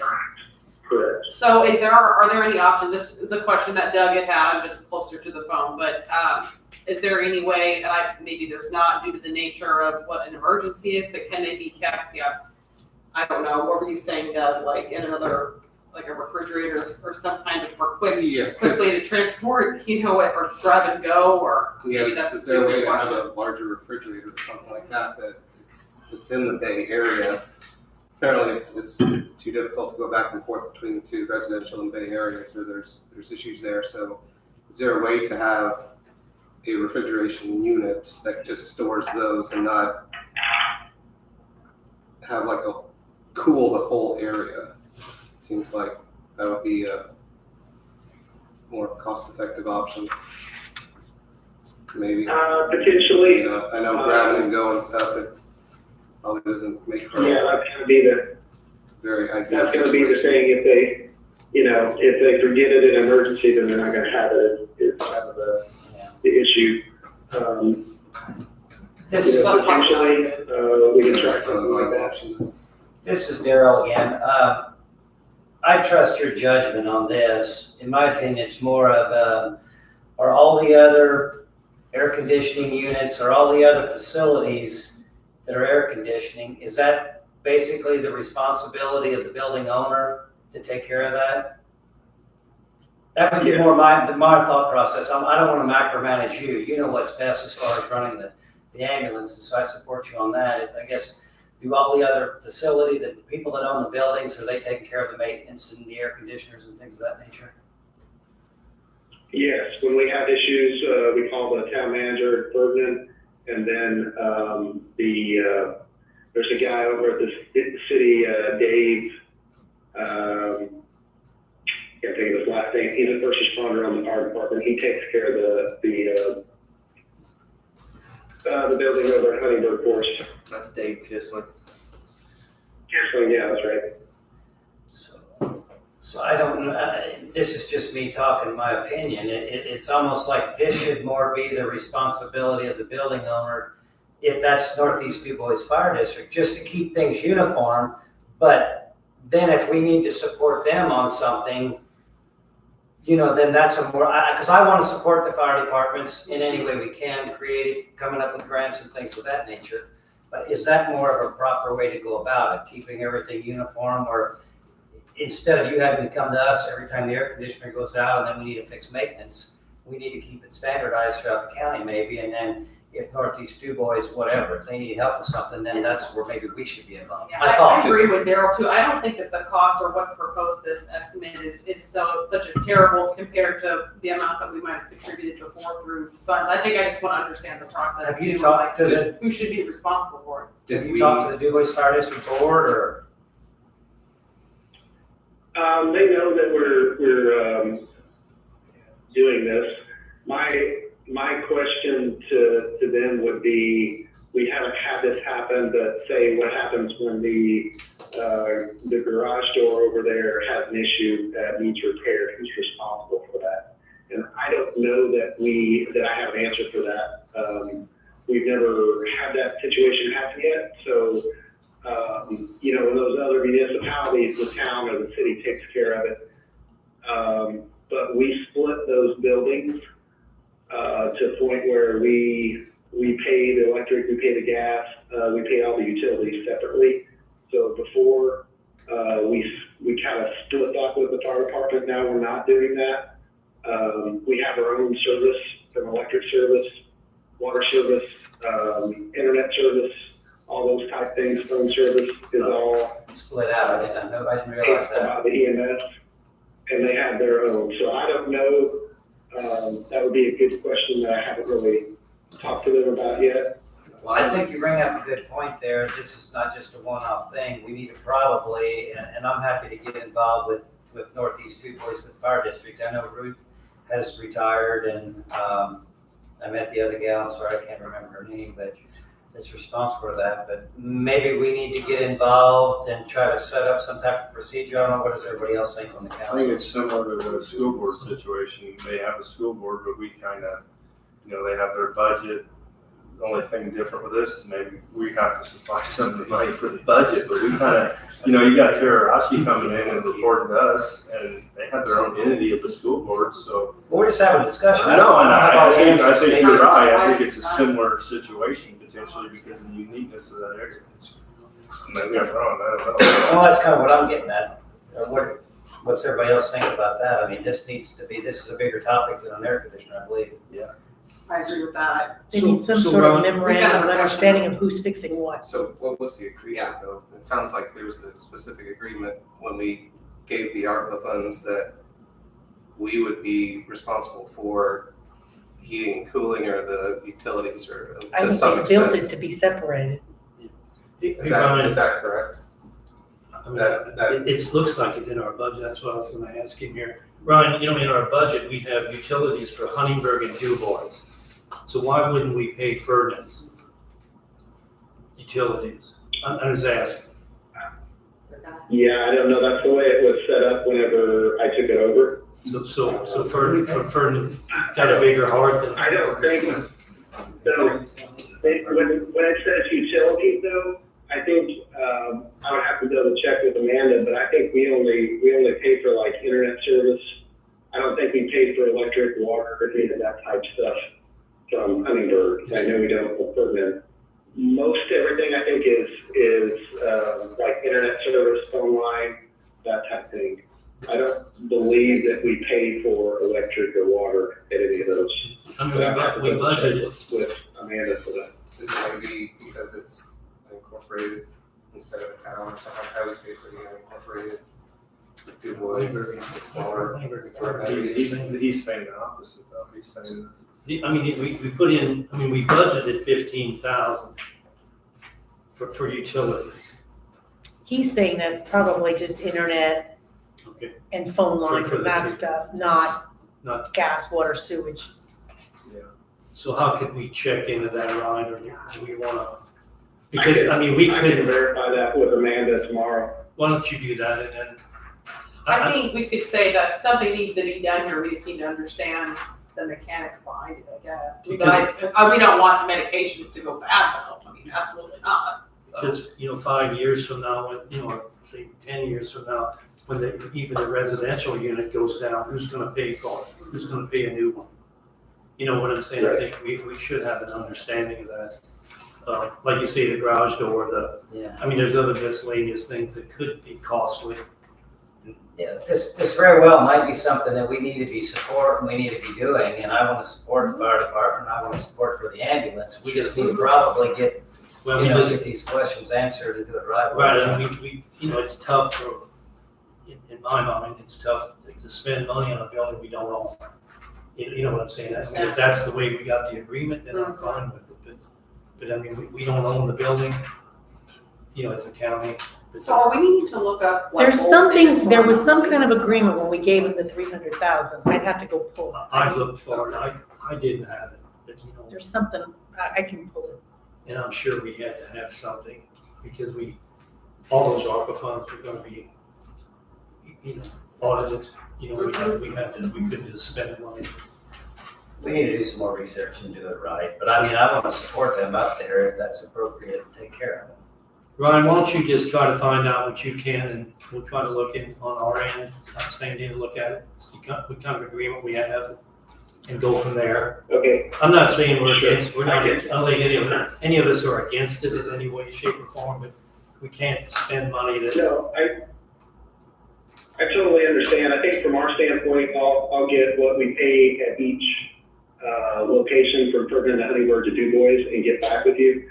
As far as, the rest, what money you guys gave them and all that, I wasn't involved in any of that, so I don't know what the stipulations were and any of that type thing. So I would feel more comfortable having something in place prior to something happening and know, we're responsible for this and you're responsible for this type thing, versus waiting for something to happen and then, so this is kind of the first thing that's happened. Right, yeah. Well, thank you for providing that information, that'll Agreed. help a great deal. Well, Sure. thank you then, Ryan. Thank you, Ryan. We'll touch base again. All right, sounds good. Thank you. See ya. That's what I think, it's a much bigger question than 5,000 for everybody. Yeah, I mean, that's not so awful bad, that number, it's just, but you wanna make sure what we We need need to to, do. the votes need to be worked out. I want to support you with these two boys fire districts. I think it's, When I go over to the fix this form off, we'll have that. Okay. So if you guys can hang tight here when I do that. Okay, the next, so we'll look at both ends. okay, See what you are can you gonna get with the fire district, or would you like me to do I that, think or? I need to find out what our agreement is first. Okay, okay. Before we get there involved. Yeah, I want to help if we need to. Because they're good people up there, that's the whole board and everything. Oh, yeah. The next thing here is the highway equipment. I think, does everybody get that email from, Steve Berg on that hydraulic back excavator? Yes, I did. That was just today, so. I mean, both of these come up today or hit their last Friday, Today, so we well, haven't had a Friday. chance to throw it out there. Steve's was today, so I don't know if you even got the email. I got one, but I am in the process of getting a new email, and I've been down a little bit. I'm going with the county email. I've been trying to flip him, but we've been having little issues. I'm having some issues. So, looking at the highway budget, on 2024 new equipment, Steve had that on there, used hydro excavator for $50,000. When I talked to him today, I mean, he hadn't put anything in his budget for that, so I mean, it's gonna be somewhat new money, or somehow we're gonna come up with that money. because he said these are just his, his ideas of what he needs. And, it turned out from, 50,000 to 80, right now it's 83.5. So I didn't know if anybody, I had some discussion with him. I thought that it seemed like the water tanks on this thing seemed smaller. Why did this company get rid of this? It's not that old.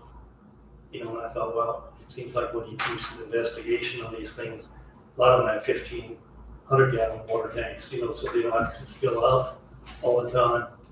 But Steve thought that what they do, may be sufficient.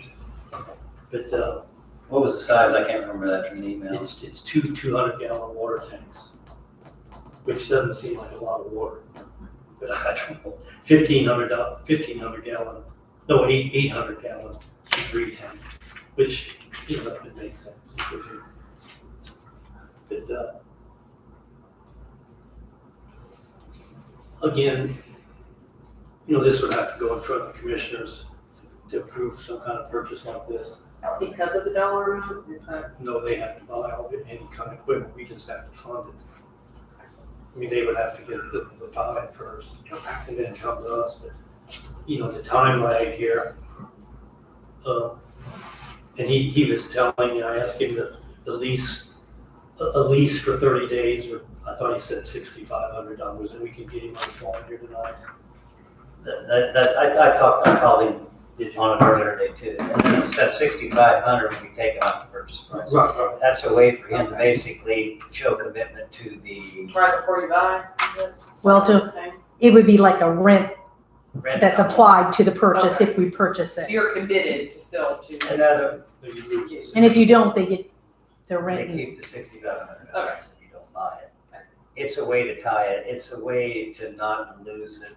If you're looking at a used car and somebody else looks at the used car, and first one it says, show me the money, and first one gives me money, gets it.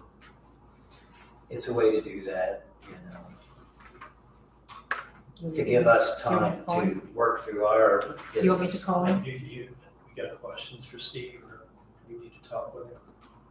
I think this type of a unit is something that we probably do need. It's a good point with all the utilities coming through. I think it's gonna be a time saver for them, for anybody that's called I don't Holy understand Boat. enough about the mechanics of the machine, I'll be honest, So, with him setting it up, what he told us, and it makes sense for the type of work, but can you explain more exactly Well, what it is? if you call Holy Moly, we do construction work and stuff. You call Holy Moly, they're gonna come mark your water lines, your gas lines and everything, all the different fiber optic lines.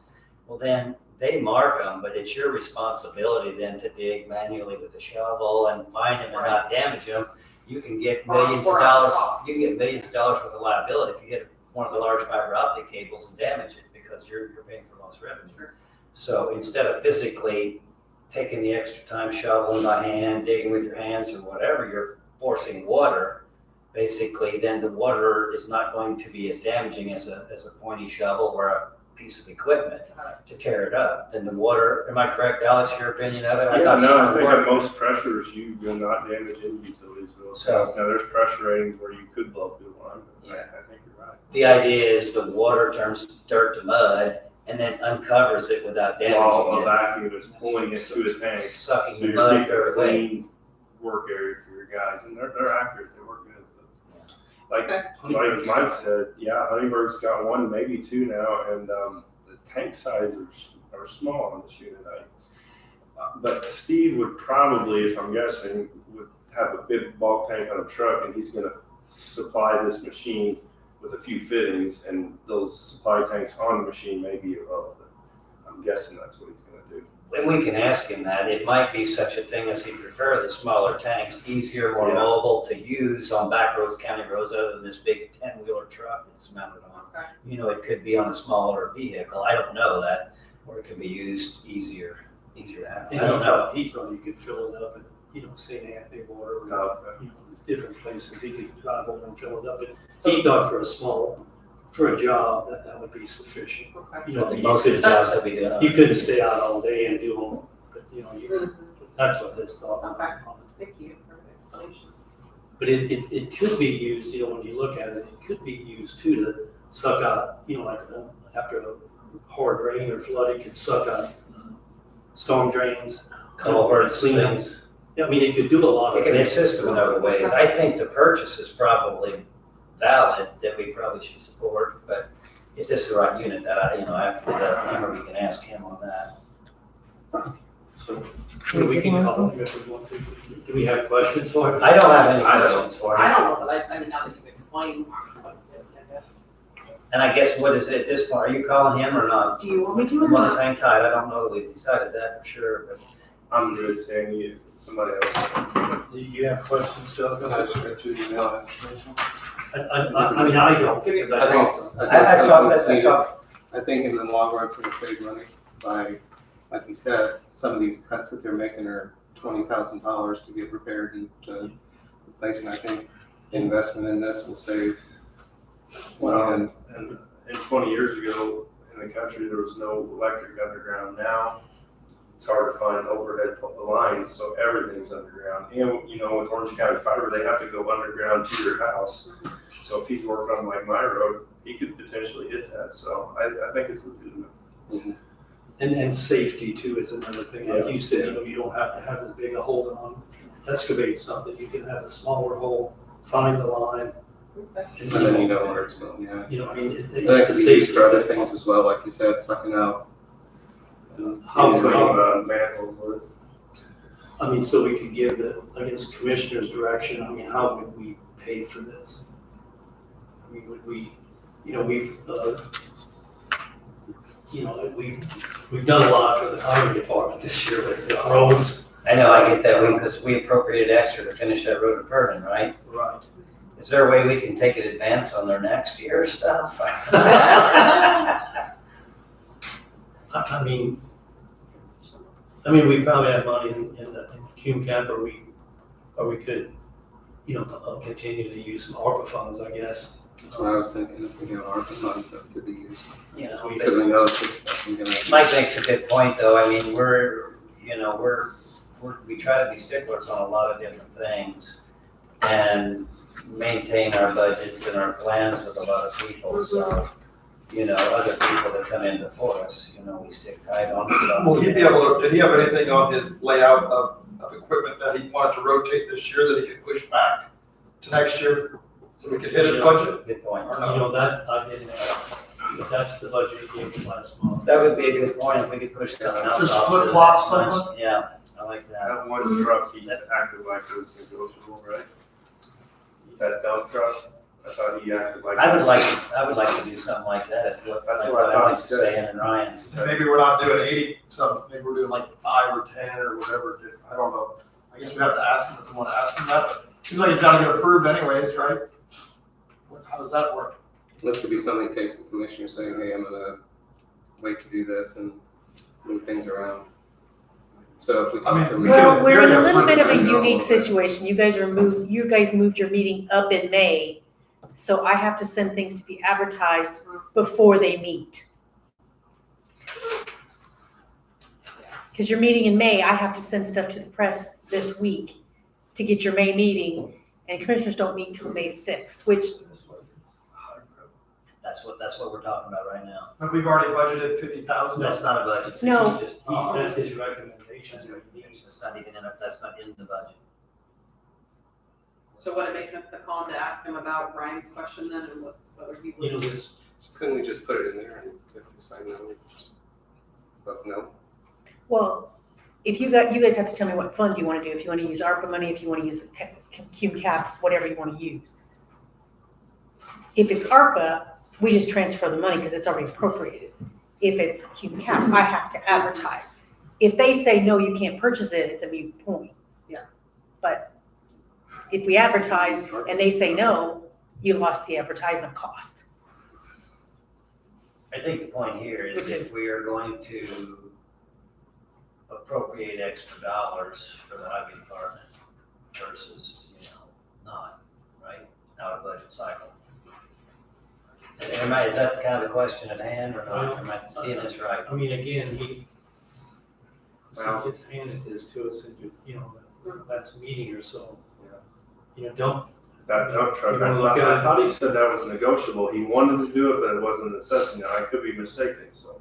That was the Probably way a I question took we it. should call and ask him about then. Well, we can, let's call I think it we and need to call ask him, ask him. him. Maybe he said something. 2011 freight, Yes. freight shaker, Daryl. What's that? It's a freight shaker, Daryl. Yeah, I know. What in the I got world is one. that? It's just a cheap semi. Okay. Freightliner is the official name. Put 4 people in. I've got 4 of them. See, he wants the road more. Hey, Steve, it's Sandy. I have the council. They've been discussing your request, so I'm gonna put you on speaker, okay? Are you there? Yes.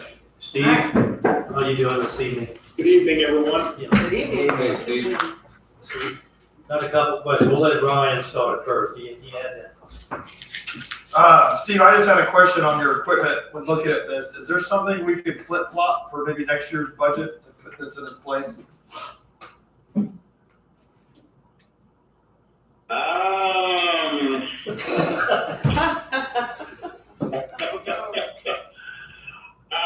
Yes, yeah, possibly so. I really feel the need for this thing is probably saving us a lot of liability, which could cost us later on. But I mean, if we're needing to look at something that I can look at trying to chop something. I think it would just help us on that decision. I mean, $80-some thousand, not on a budget and on a whim because the deal came available. I think it would help. It would help in my eyes to be able to compromise a little bit for next year, just to switch something. Just my opinion. Okay. Okay.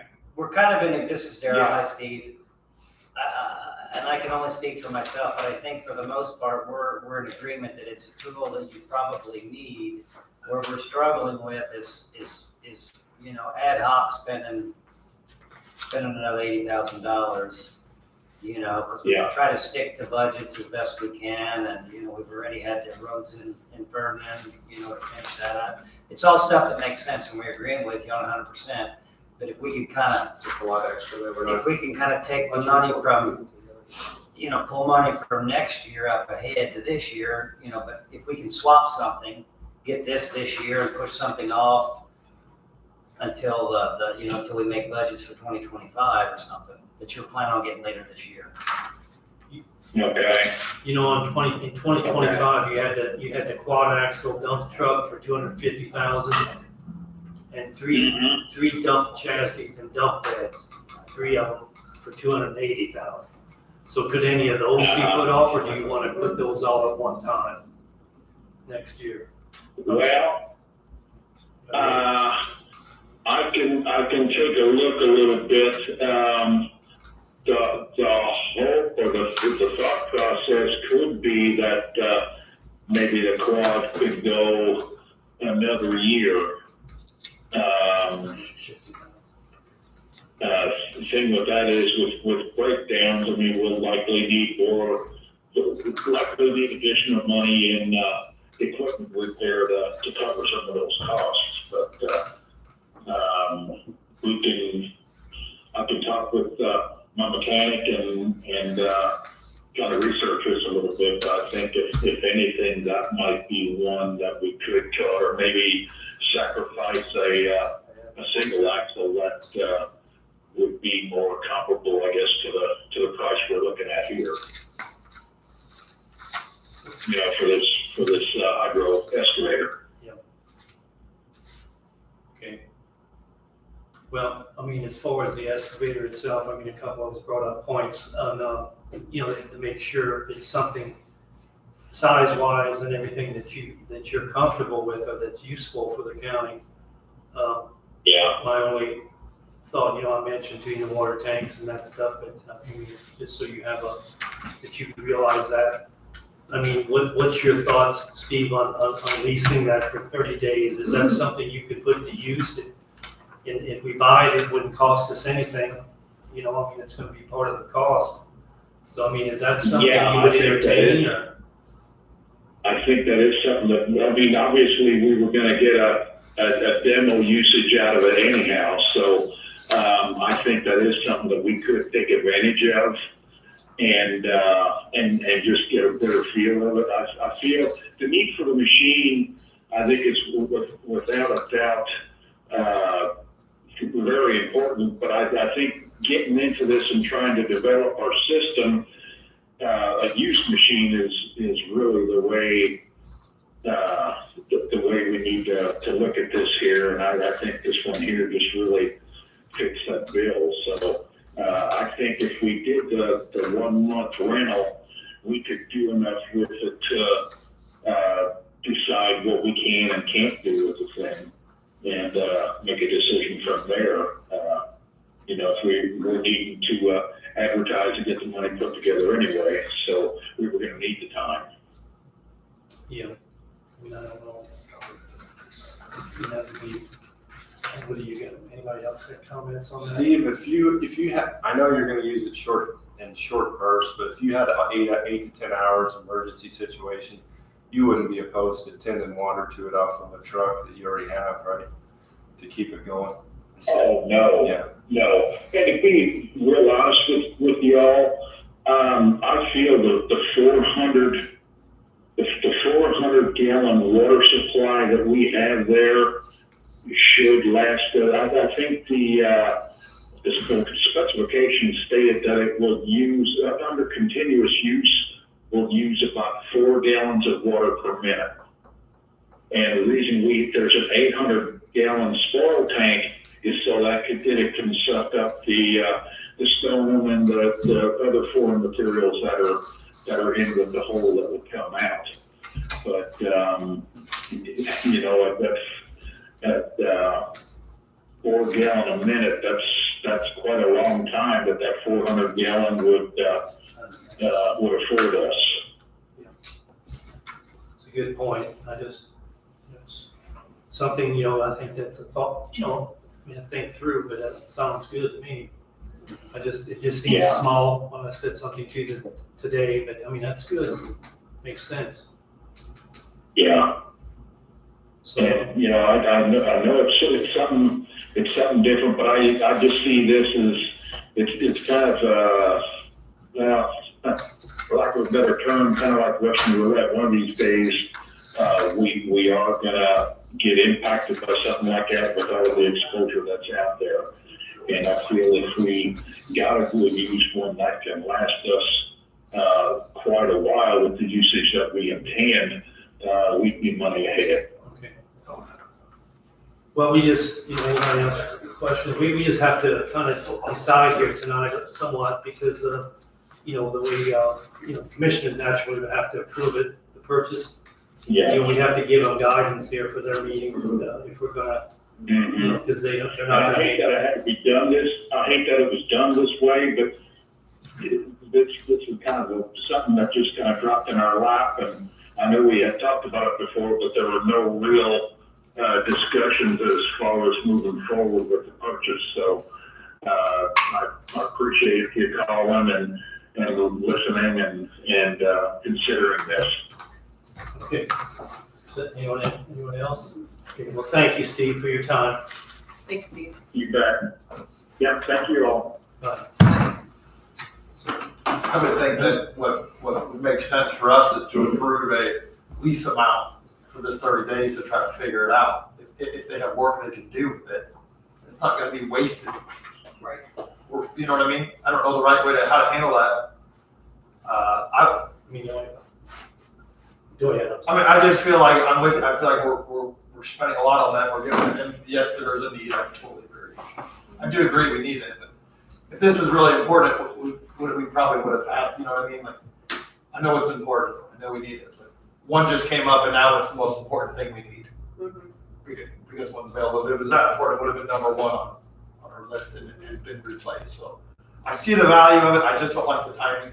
It's my only fear. And from a frugality standpoint, I think he found a used unit that would meet his needs and not spend $150,000 on a new one, right? You know, this one at $80,000 will do. Did he just say that he would be forego a single axle truck for another year, delay that for a year, Or That that we big would one maybe that's have on to- the, or the quad? He's got So, fuel. But that we might have to bear repair costs if it were. well, I think we run a nice enough fleet that I don't think that there'll be a Yeah. problem for I us think to it's have just that another you year. mentioned that, yeah, but that's a possibility. I think that meets our needs. If he's, if he's gonna push something else off, it's not creating a totally new purchase, you know. Could we, what funds does everyone think we should use? I mean, should we use ARPA funds? But can I ask, if he moves this with something we've already budgeted for out of his funds, can we use his funds? He does not, he did not budget anything. He, No, I meant for a truck. For the truck? for next year. See, I think this is on his equipment rotation list for next I year. think for next Okay. year. I mean, Okay, it's nothing that he was gonna purchase this year. right, that's what I didn't. Oh, okay, I okay. didn't I take it. thought I thought it was this year too, yeah. That's what I thought. Because I I asked know, him I all about of the a sudden I'm 50,000. confused about that document now too. Right, You said that, because, Because he said, I said, is that in your budget, the 50,000? No. I mean, that's what he told me. Oh, so I thought there was a truck. no, this year he has smaller trucks that he's getting or has ordered, as far as I'm pretty sure, right? Is that why he said the Didn't he single get his axle crew now? chief, a new truck, I thought? I'm not sure. I should have I thought I was clear on it, but I guess I'm not. I mean, did he, so was any of that in, because that says 2024, is any of that in the budget? They got the boom mowers, I think they got, I remember the boom mower. well, he does have it on here, but he doesn't have So then, it. So it is on, yeah, Or one yet, if he afforded. That's what I'm saying, it's 50,000, we've already budgeted. but I thought we just said it's not in the budget. he Well- told me it's not on there. He told me it's not in his budget. Looked like it well, was. it looks like it is, but I know they got these dump trucks and these boom mowers.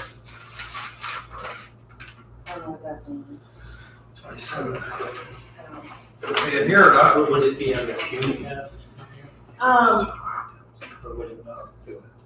I would look under highway equipment, and then I don't know if it's under Q cap in the budget book, because if he does anything, he always comes in for additional.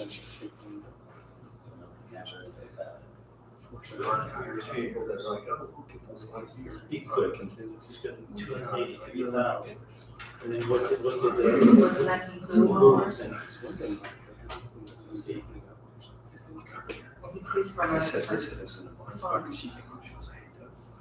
What's the equipment, that's the 267 now, do you have that much? Which yeah, where are you? That's 29. 29. Oh, that was 23. It's 283 for now. Mhm. So that's what I'm saying. When I asked him, he said, no, I don't have any money to pay for it. So he spent it the way I would look at it. He spent it with those boom mowers. Because it's more than what he originally had. Ask them, I don't. Yeah. Well, he didn't matter. Surprise!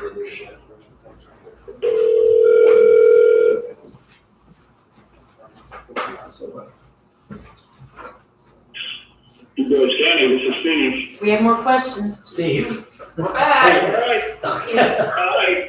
Okay, on your rotation plan, you had, a dump chassis and dump beds, 95,000. And then you had Yes. you're gonna trade a Freightliner in. Was that purchased? Mhm. It was highlighted. Was it purchased? It's not purchased yet. It's something that we're going to have to, look at doing later this summer. Okay. And then the boom mowers, what did those, you bought some of those, right? Or one of those? Yeah, we bought two of those, and, we're fully put together now with those units. And, the other thing that I would have this year would be those, hydraulic hoists. Okay. It's for $14,000 post or whatever? Is that what you're saying? Portable CL Challenger Mobile HD, 4 post at 14,000 pounds? Is that what you're talking about? I think that had a $35,000 price tag. Exactly. Yeah, So is that spent? That's not spent. And then you had a used hydro excavator for 50,000, and you told me on the phone, I thought that you did not have that money in your budget anymore. You don't have that left. Well, it's something that I was looking for, and there's two columns there, I believe. One shows the estimated price, and then the other column, I think, shows, what is it, Q cap or something? Yeah. In the heading. Yes. That would be requested help, but we haven't gotten that far yet. I know that the money that I had for equipment purchase pretty much was exhausted with the boom mowers. I know we do have quite a few asphalt roads that we were planning on doing this summer, as well as we're going through 2 community crossings projects, and we've also got the distress road, which is being worked on right now. So there's additional stone that I'm making up for that. So we've got a big year, and this is something that's a little bit out of the ordinary with everything that we're trying to do, and some of the other stuff that we are doing with highway money, such as 15th Street and Meridian Road out by Sutton's Run. That's something that I just don't think we can put off another year. It's in pretty rough shape. I think 600 West was another one. So that'd be about the other thing we could do would be to cut a road out in order to supplement and fund some of the equipment that we're looking at. So all the equipment for 2024, that 283 that was thousand that was budgeted has been spent. What was that? It was budgeted, we budgeted $546,000 in the rotation plan. Okay. So what is that number reflect?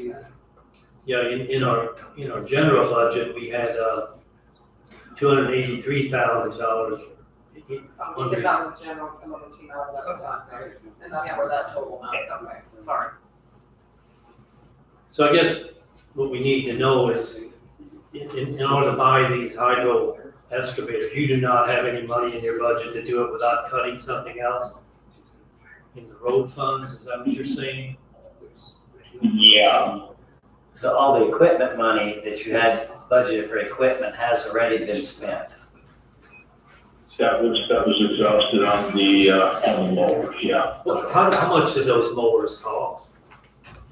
I think it was, You got on here 356,000 something. it was somewhere around there, yeah, because we had a pretty decent deal worked out with Hudson, with that, and the mowers came with the tractor. So what we were able to do with that particular setup is if something with the tractor broke down and they had to disassemble the mower to get to the tractor, it wouldn't be an additional cost to us, because before, when we had the other tractors, the boom mower came from one company, the tractor came from somebody else, the tractor broke down and we had to pay the tractor people to disassemble, and it was just a mess. So now everything is one unit. Okay. I do believe that and we'll watch our money. I think with the $45,000 with the hydraulic jacks, there's a good possibility I might have additional money in stone that I can probably transfer over to purchase those jacks, or at least help fund. That's certainly not out of the question, but I won't know that until we get more into August and we're farther along. Okay. But that is something that I can do.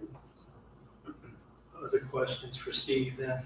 Guess we're gonna have to look at finding the funding for it, unless we do. Steve, I counted 30 of those patches you tore out on the chip and seals. Those won't get pushed back and get recovered, will it, in in my district alone, I think there's 30 of them. And to be honest with you, I mean, now I'm not joking because the other year, you know, we had a 4-month, 5-month turnaround on that. You started in January, and people want to know that those will get done before it's super dusty in July. So it's a serious question.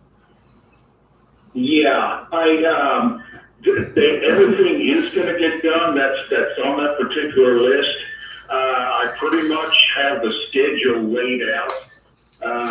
The way it looks, we should be completely done with all of that, including the new road paving on 500 East by about the 5th of August. Okay, no, that is all, and those are some of my most important parts, because that is a part of maintenance that I feel is important that we have to do to keep all of our roads in decent shape. So anything that we decide is going to be ripped up and or dug out that has stone on it right now will be covered before September. That is an absolute promise. Steve, just a side question. Is it even an option to, I know they said they were open and running to own in theory.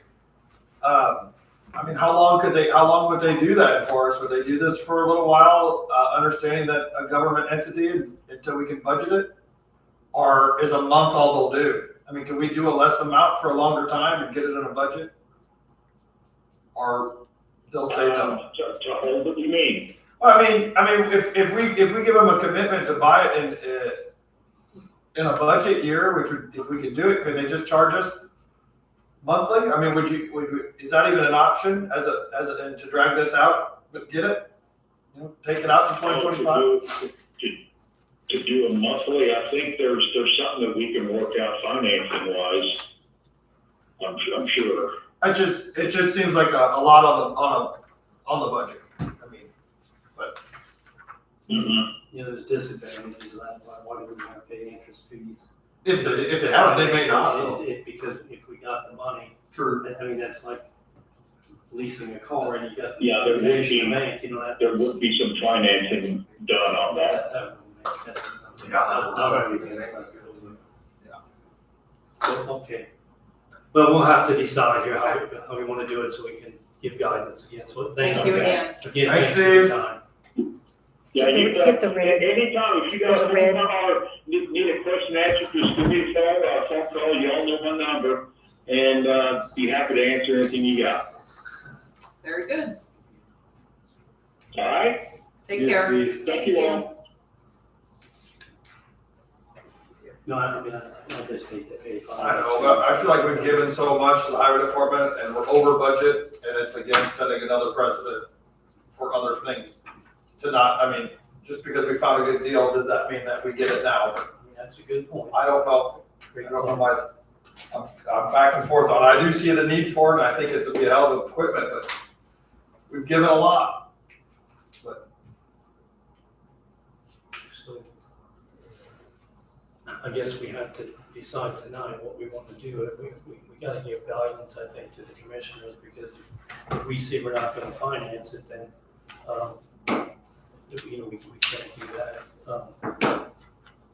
You know, we have to give guidance. I think if we're not gonna finance it, then there's no use then taking it up or discussing it. I mean, if it's a piece of equipment, maybe, you know, we're kind of backwards this month in some ways because we don't know what their thinking is. You know, the commissioner's thinking. Right. So you guys got any suggestions? I mean, Steve's always been good about getting used equipment. He drove to Louisiana to get a miller roller for paving. He doesn't seem like he bite on the first high dollar thing. We did get a brand new grader, which was extremely expensive, but his equipment rotation seems to reach, and like Ryan said, this is a new addition that we never talked about before. It is needed, but I'm not opposed to it since he looked for a used one and he seems to have a feel for equipment personally, if we can find a place to budget from. What do they dig with this? What do they do? So it's really valuable in town because you can go on the courthouse lawn instead of taking the mini excavator. You could just make a little hole like this big, a 4x4 hole. You can get down to where the telecommunication lines go into that thing and not destroy them or rip them with the mini excavator. That's really it. It's less impact, and then he could maybe even bore under a road if he had to. If he had to slip a pipe or clean out a culvert, he could do stuff like that with it. It's pretty, like I said, with all the utilities now, phone lines, they don't even do Holy Zone anymore, so it doesn't matter. You can rip a phone line out from Frontier and they're not even gonna say nothing. But the Orange County, because I can speak from experience, they do run it down the pole, REC pole, and then they bury it to your house, they trench it in. And he's got road shoulders dumping this rock on these chip and seal roads, it goes over. It goes into these right of ways which have utilities in them. So there might be a time when he's got to blow out on the culvert. He needs to meticulously dig around utilities. And if he don't, then, next thing you know, you've got county insurance involved because it's not going to be the main run of the fiber because those are on the poles. It's not going to be a devastating thing, but you're going to have a $3,000 to $5,000 job rerunning it to a house. So little stuff like that. Water lines, it could save a lot of money and time. I do see what he's saying. And I think now they can charge you for the lost usage. Like Daryl said, yeah. And see Fiber that's. optic, there's certain lines that could be $1 million a minute. So I mean, that's the issue too. Like you were saying. A gas line, I've seen 10 contractors, they fill it with their bucket and then they let off. But then you gotta rewrap the gas line. That's a half day. You can't just say, oh, well, I didn't tear it out. It's not leaking. You gotta pull the wrap off. It's a hell of a process. And they gotta check the line. And if you do pull a gas line loose, it could get nasty. Those are probably the most dangerous things he would deal with. And there is gas in ditches that he works on. Well, the idea is too, like what I like to say, if you nick them, you fix them. If you get close and then you use this water jet hydro excavator, and you don't nick them and you're good. What if, to kind of alleviate everybody's concerns, what if we give a guidance to approve this 80,000? We might or might not have issues with ARPA funds to be earmarked by the end of the year.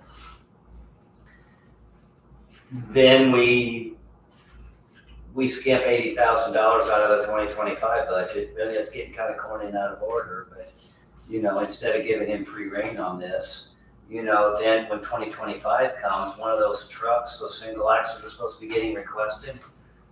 He has to make that do another year. Our equipment's in good enough shape. He can get a year out of a truck. If that would satisfy everybody's concerns here. I don't think he blatantly said that truck, he didn't want to replace it when he talked to us, but the sense I got, and I think he confirmed it wasn't 100% necessary. It didn't have problems, I guess is what he said. It was just a rotational thing. To keep everything up. Like proactive. Right? Yeah, it was proactive rather than reactive. That's the way I took it. I might be reading between the lines, but I think said that would be what he might thought. Because the beds are probably ordered and they are probably custom. That's true too. Okay. But the 2025s wouldn't be ordered. Maybe not, but well, you never know nowadays. I don't know. I was just trying to alleviate people's concerns and solve more than one problem at the same time. Well, we can specify that, right? Like you said, we can ask him that if we could kind of look at redoing that on 2025 budget. That's just a few months off here. Pretty close. I think he would want to be in here as well. I like that, but I also like just giving the approval for the 6,500. That gives us another month. The worst case scenario, about 6,500. It gives us a little more time, unless we don't need time. Well, we're not going to be out 6,500 If because we we're buy going it. to utilize the equipment. Yeah. Well, yeah, but it's almost $300 every working day of the month. If we don't buy it, that is a little bit pricey because I'd say this thing is going to last us a good while. I hate to have $300 a day every time we use it. Otherwise, I don't think it's worth it at that rate. You mean if we would turn it back I mean, in? you figure 25. Oh, I turned it back in. Yeah, 25 working days, that's pricey. You're right. Just trying to solve everybody's concerns. Kind of good suggestions out there, Doug? Steve always has seemed to be pretty frugal with his money as far as like trying to find deals, and also he's been proactive with the pay and making sure that people are on task as far as raises go and not giving the highest amount and all that stuff, and as opposed to other departments. So I'm not saying that they don't, but I'm saying he's not spending money frivolously. This is something that I'm sure he's thought a lot about and has decided that it would save in the long run, save the county money by preventing extra costs. And potential loss. What's so Potential hard loss, about it? potential Yeah. liability and all that. And in that aspect, I want to try to work with him on something. I'd like to see him sacrifice something for this year so that, you know, it sounds like some things can possibly be pushed off a year or two or something like that to free up. Alex's road. Yeah.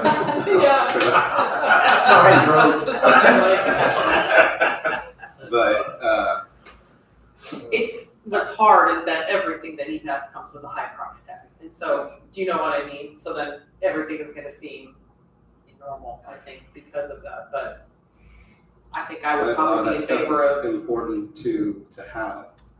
Yeah. It's like Alex said, if we're gonna pay $300 a day for 25 days, 30 days or whatever, and then not buy it in the end, then that's just throwing money out the window. yeah. I I think don't I'd be in agree with favor that. of moving forward with that idea, saying at budget time, if we could find ways to possibly make something last a little bit And longer. haven't you guys tried this stuff in the past? It really never worked. And everyone still kind of comes back, kind of forgets about that. I mean, am I wrong on that? They're like, oh, you said that, and now I don't care anymore. That's That's done. the risk we take. Education council, and we still have control over the expenditures. Yeah. So we can say no. No, the problem is, I mean, we got control of it. 2 months from now, something's gonna break down and it's gonna have it, and you're gonna have to fund it. So, I mean, and so we understand it, ARPA funds, we could tell the county commissioners that we approve it, we're gonna use ARPA funds. We don't have to advertise it, we can just use ARPA. No, the only thing I would do is I would bring a form to transfer that money from revenue loss to that specific line item, so they know what they have to spend. Yes, but, and if we wanna do cume cap, then we have to vote on it. We have to If you, have if you wanna do cume tap, you'd have to go a consensus for me to advertise for the next meeting. I would recommend ARPA funds, but I think that'll become more clear because Clark Dietz will be here at the May meeting, right? because they couldn't make this week. So, I think I'll make a motion here, or show of hands, who wants to fund the $80,500 or $83,500 and use ARPA funds? That's what I would do. Let's do it that way, and we'll tell the commissioners. And I guess what I'd like to have is, on this, we have our meeting on the 16th. Then could we give final approval there to pay it that way? Well, we'll do it, it'll be the 13th, May 13th. Is it? I think it's the 13th, that's what I got. Yeah, the 13th. 16th. And I'll bring a transfer from revenue loss to, or the health fund to, And then we can still mix it if we want to, but at least he can go ahead and talk to them about getting it if the commissioners approve. That's right.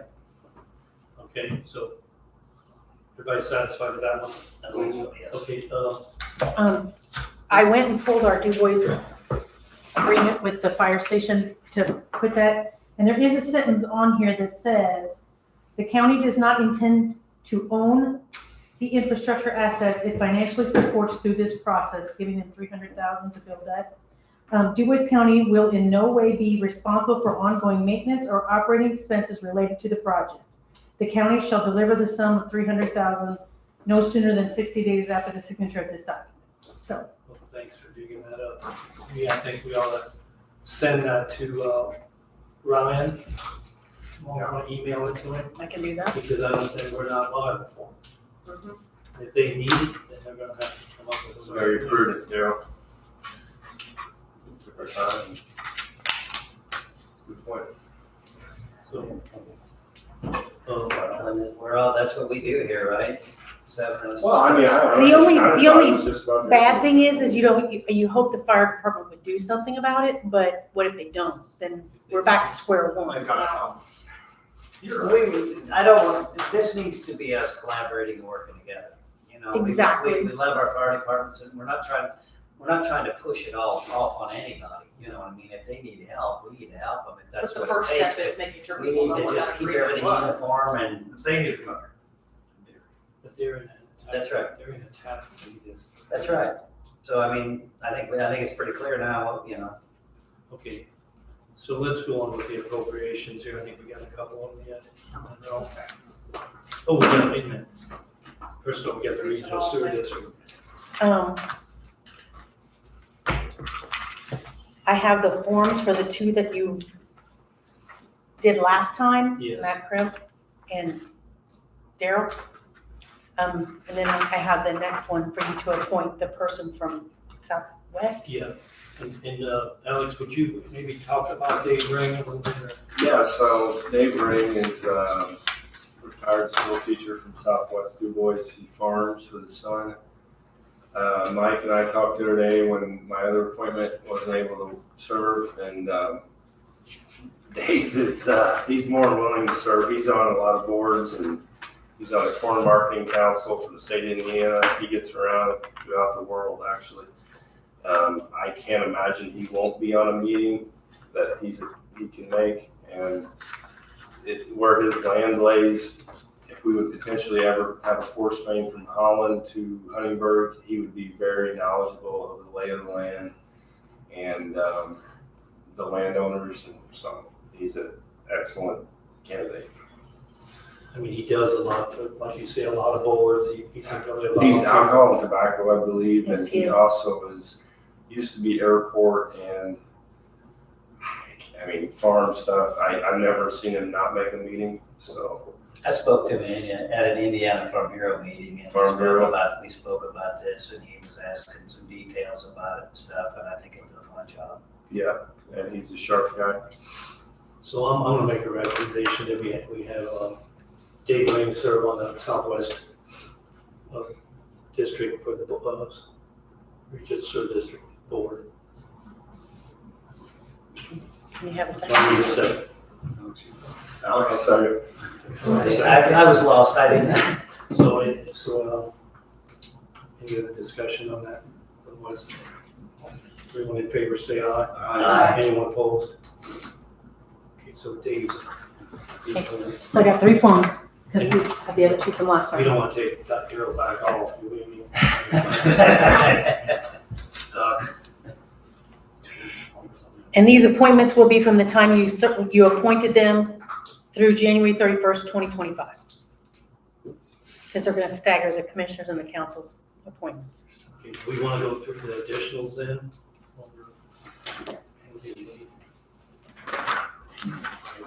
Okay. Yeah, it's always those sneaky ones. It is. I advertised $5,000 from the general fund out of the commissioner's budget for unemployment. The county does not pay unemployment insurance. We pay as people file, and we have somebody who filed, so we need money to cover that in the amount of $5,000. We fired somebody. I'm not at liberty to say that.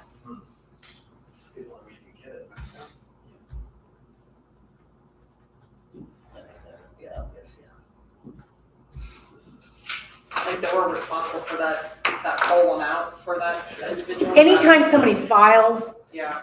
we pay what that is that they're paying out. We didn't take the insurance. So back in the day, we didn't have people who filed, so it was cheaper for us to do it this way. Where some companies pay a fee or an insurance every month. We don't do that. So we pay as people draw, and we have somebody drawing on us. And I've got enough in there, but I don't have quite enough. Yeah, you bet. What does that one say? Okay, so we, Yeah, you so got there's second thoughts? So there's some unemployment here. I think she explains all. Want to make a motion to Do we have a budget for unemployment or no? The commissioners have a line item, I think it's $7,500. Okay. And I don't have enough in there to finish out this payout. How do you ever really know how much? You to don't. budget for? So You it's just don't. gonna be one of those things But that, we rarely, right, so you go based on the Have that. history and then hope that you don't have to. Okay. Well, I'll make that motion Okay, to, Meredith yeah, made a motion. approve that. So, a second. I'll second the motion. Ryan seconded, so any other discussion? Okay, all in favor, say aye. Aye. Anyone opposed? So we approved the health department already, didn't we? you did, distress road loan. You did the $1 million that we got, but they tied that up and has some interest on it. So now we want to do the interest that we earned, $9,403.33. And they'll put that towards distress roads as well. Okay, that's good. I'll make a motion that we have an additional appropriation of $1,403.33. I'll second. Any other discussion? All in favor, say aye. Anyone Aye. opposed?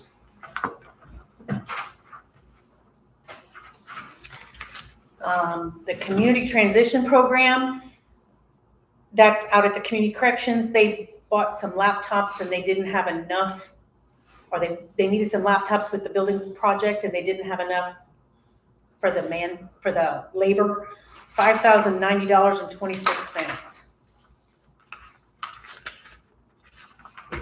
Is what they were short. Well, we used to use what we call a time block of money, and I'm out of that, so I can't let people use it because I don't have any more left, so he's gonna pay for it out of his own funds now. So it's kind of a, He's got the funds. He's got the funds. and the CTP money, we're not using anything out of it right now. Someone want to make I'll make a motion to approve that. Ryan's made a motion, now a second. I'll make the second. So all in favor, say aye. Aye. Anyone opposed?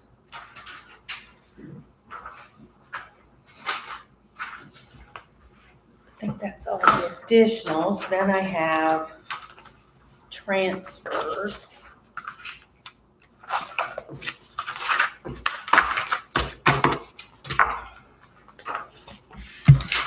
Um, 911 would like to transfer $1,800 from machinery to maintenance. He said that this was a support that they always paid, and they paid it out of machinery, and it really shouldn't have been paid there, it should have been paid out of maintenance anyway. So he's putting it in the correct line item, $1,800. So we done it incorrectly, the password was missing. We're gonna correct the line item that it's being paid out of in the process of doing this. Entertain a motion. Motion. Okay, Doug has made a motion, may I have a second? I'll second. Further discussion? All in favor, say aye. Aye. Anyone opposed?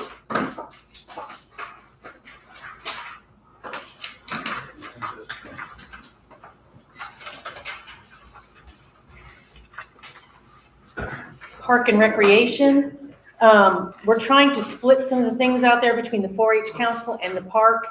The park's gonna put dumpster back in the back, and the 4-H Council's gonna have theirs.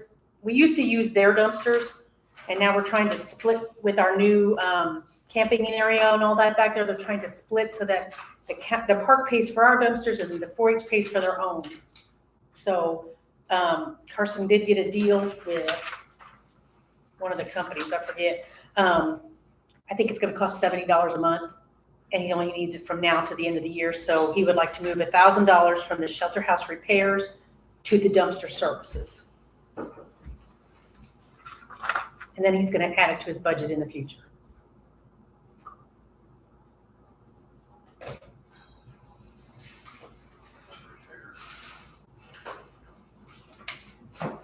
I'll make the motion. I'll second the motion. So, any further discussion? All in favor, say aye. Aye. Anyone opposed?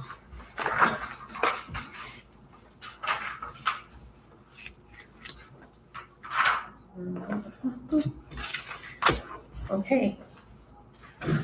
Then the next thing, I don't have any more transfers or additionals. I do have the generator, Mike, you probably know more about this than I do.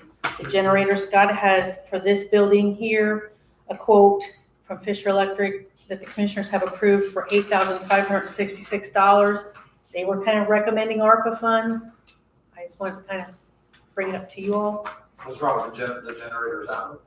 This one here, One up here that gets back up to, I guess, all the phones and. the phone system and the computer system downstairs. For 911, or for the emergency? No, for the count, these two buildings. Yeah, they got 3 quotes for it. They originally got 3 quotes, didn't have, they all had different warranties, so then they went back and quoted a 10-year warranty. And then the place actually said they could do a repair, but it's a 14-year-old generator and they didn't know how long that would last. Wasn't it like 2,000 something? Yeah. What's the fuel source on that generator? I think natural gas, I'm pretty sure. Let's see here.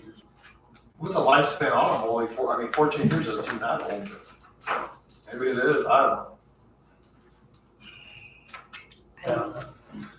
I can't answer that, I guess. Probably natural gas, I'd say you're right. I just didn't know if they were going diesel or not. It's fed off the roof here. I'd say natural gas for sure. I don't know, I can't really. So, I mean, I've been happy. And I think, when we put this other stuff in ARPA funds, I mean, LATFC fund, there's not enough money in that anymore. Oh, there might be some there too. Oh. There's some in that left, I don't know how much is Is left. this our last year of that? Well, you have to obligate it by the end of the year and you have to spend it by 26. I don't know how LATCF, I think it's the same. Why don't we use that first? If we- LATCF? So yeah, can you use that till you exhaust it and then use the remaining of another one then? Neither one of those would need to be advertised, right? Nope. Because we appropriate them. They're both for courthouse and. Be a good use of it. That makes sense to me. So do you need a motion to use the? I'm just kind of telling you that I think let's use that. LATCF. LATCF. LATCF and then. I'll make a motion, we use that first, to pay for this, and then I'll go with for the remainder. I'll second. Makes sense to all. Any further discussion? Otherwise, all in favor, say aye. Aye. Anyone opposed? Only question I got, Sandy, you know if he runs that every month, like preemptive? I think they do test it. Okay. Sometimes, don't they just automatically do it? Aren't they on timers? Yeah, they got automatic start switch. The city does it at the beginning of the month, and then the only hours those ever had, kind of like what you said, they don't really get many hours, maybe 100 hours a year. So depending on how old that is, you do rough estimate. Well, and that's, anytime this building would lose power, it kicks on, so. yeah. Does that happen a lot? I don't know. I just don't. So- And this building is on a different circuit than that building. So if that building loses power, this one still stays on, but if this one loses, Yeah, I know this is going to the long, but there's a couple things here we got to touch base on. First of all, for next month, I'd like to get, on the 13th of May. So that is for sure the 13th. I think maybe I just didn't mark it in my schedule. let's see, I wrote down. I just want to double check, so it is, it's May the 13th instead of the 20th, right? Right. Okay. We moved it for some reason. Yes, that's okay. I just wanna- Isn't he gone? I'm going on the 13th. That's okay, I just wanna make sure, I must have You got the put this thing, in. lucky, sinus thing. You're gone on the 13th? I'm going on the 13th. What are you gonna do? And I'll be in Italy, but Okay, so, I don't know why you can't show up. And this is not something you're gonna spend the rest of your life, on here. But the budget raises here for next year, that budget seminar went over Honeyberg here. The state has set the maximum levy at 4%. So and they were reiterating that if you give a 4% raise and then you hire 2 new employees, it's coming out of your cash, and you're gonna be behind. So I think we all realize that. So we could. I wouldn't suggest that we would be able to do that kind of raise, but So anyway, we know the maximum levy next year is 4%. That's all we're gonna be able to raise. So I want you to think about what you think and do some study on it. What we want to do last year. Again, we gave 6% raise for everybody. MPOL, police, deputies, they all got 9%. So I think that was our catch up. I think we have to stay, in my opinion, we've got to stay conservative. Okay, future council meetings. I made this list, and I don't know if you got time to write them all down here, but department head hearings for the budget. I kind of suggest Monday, August 12th at 8 o'clock in the morning. And then come back that Wednesday and have a regular meeting. It's probably gonna, Wednesday the 14th, like the 2 days, or you, no, wait a minute, it's one day, Monday the 12th of August. okay, yes. Okay, so then we would have another meeting, a follow-up on Wednesday, August 14th at 4:30. And it would be a regular meeting, but then we would finish up our budget discussions. And that would be televised. Or what, YouTube. Does that make Can you sense? repeat that again? Okay, so it would be August 12th, All day. Monday, August 12th, all day, and it's starting at 8 o'clock. Yeah. And then we would go Wednesday, August 14th at 4:30 for follow-up. Okay, then the next meeting, Monday, September 23rd at 4:30.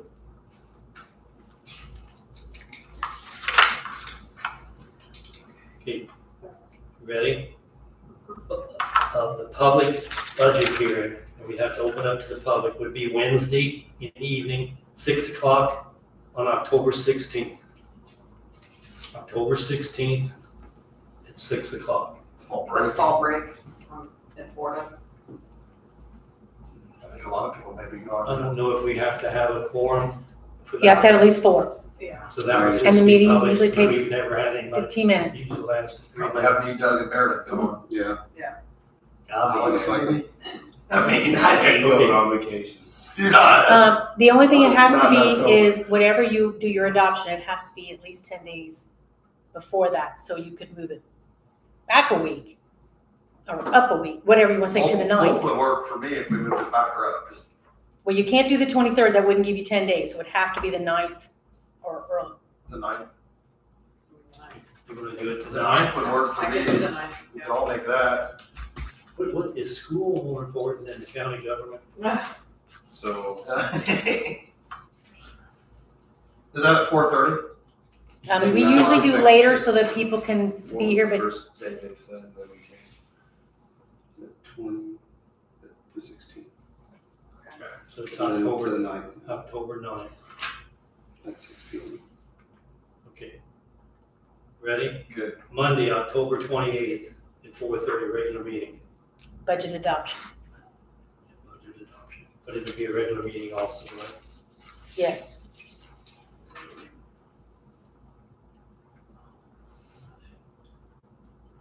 It's my wedding anniversary. So, and then, ready, November 18th at 4:30. November 18th at 4:30. Now, these would be in the minutes. Yeah.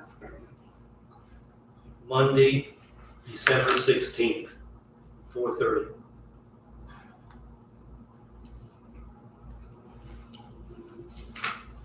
Ready? Monday, December 30th at 9:30 a.m. December 30th at 9:30 a.m. December 30th at 9 a.m. 9:30. We normally try to have it earlier, but with the way Christmas falls, What's in November? I'm way behind you. November is the 18th at 4:30. November 18th, December 30th, you said, right? December 30th and December 16th. Is our June meeting the normal 4th Monday? Because I don't know that I ever put I it. have it as the 17th, You do. June 17th. Okay, no, I've got that. What was the first December meeting? You're right. It's on 16th. 16th.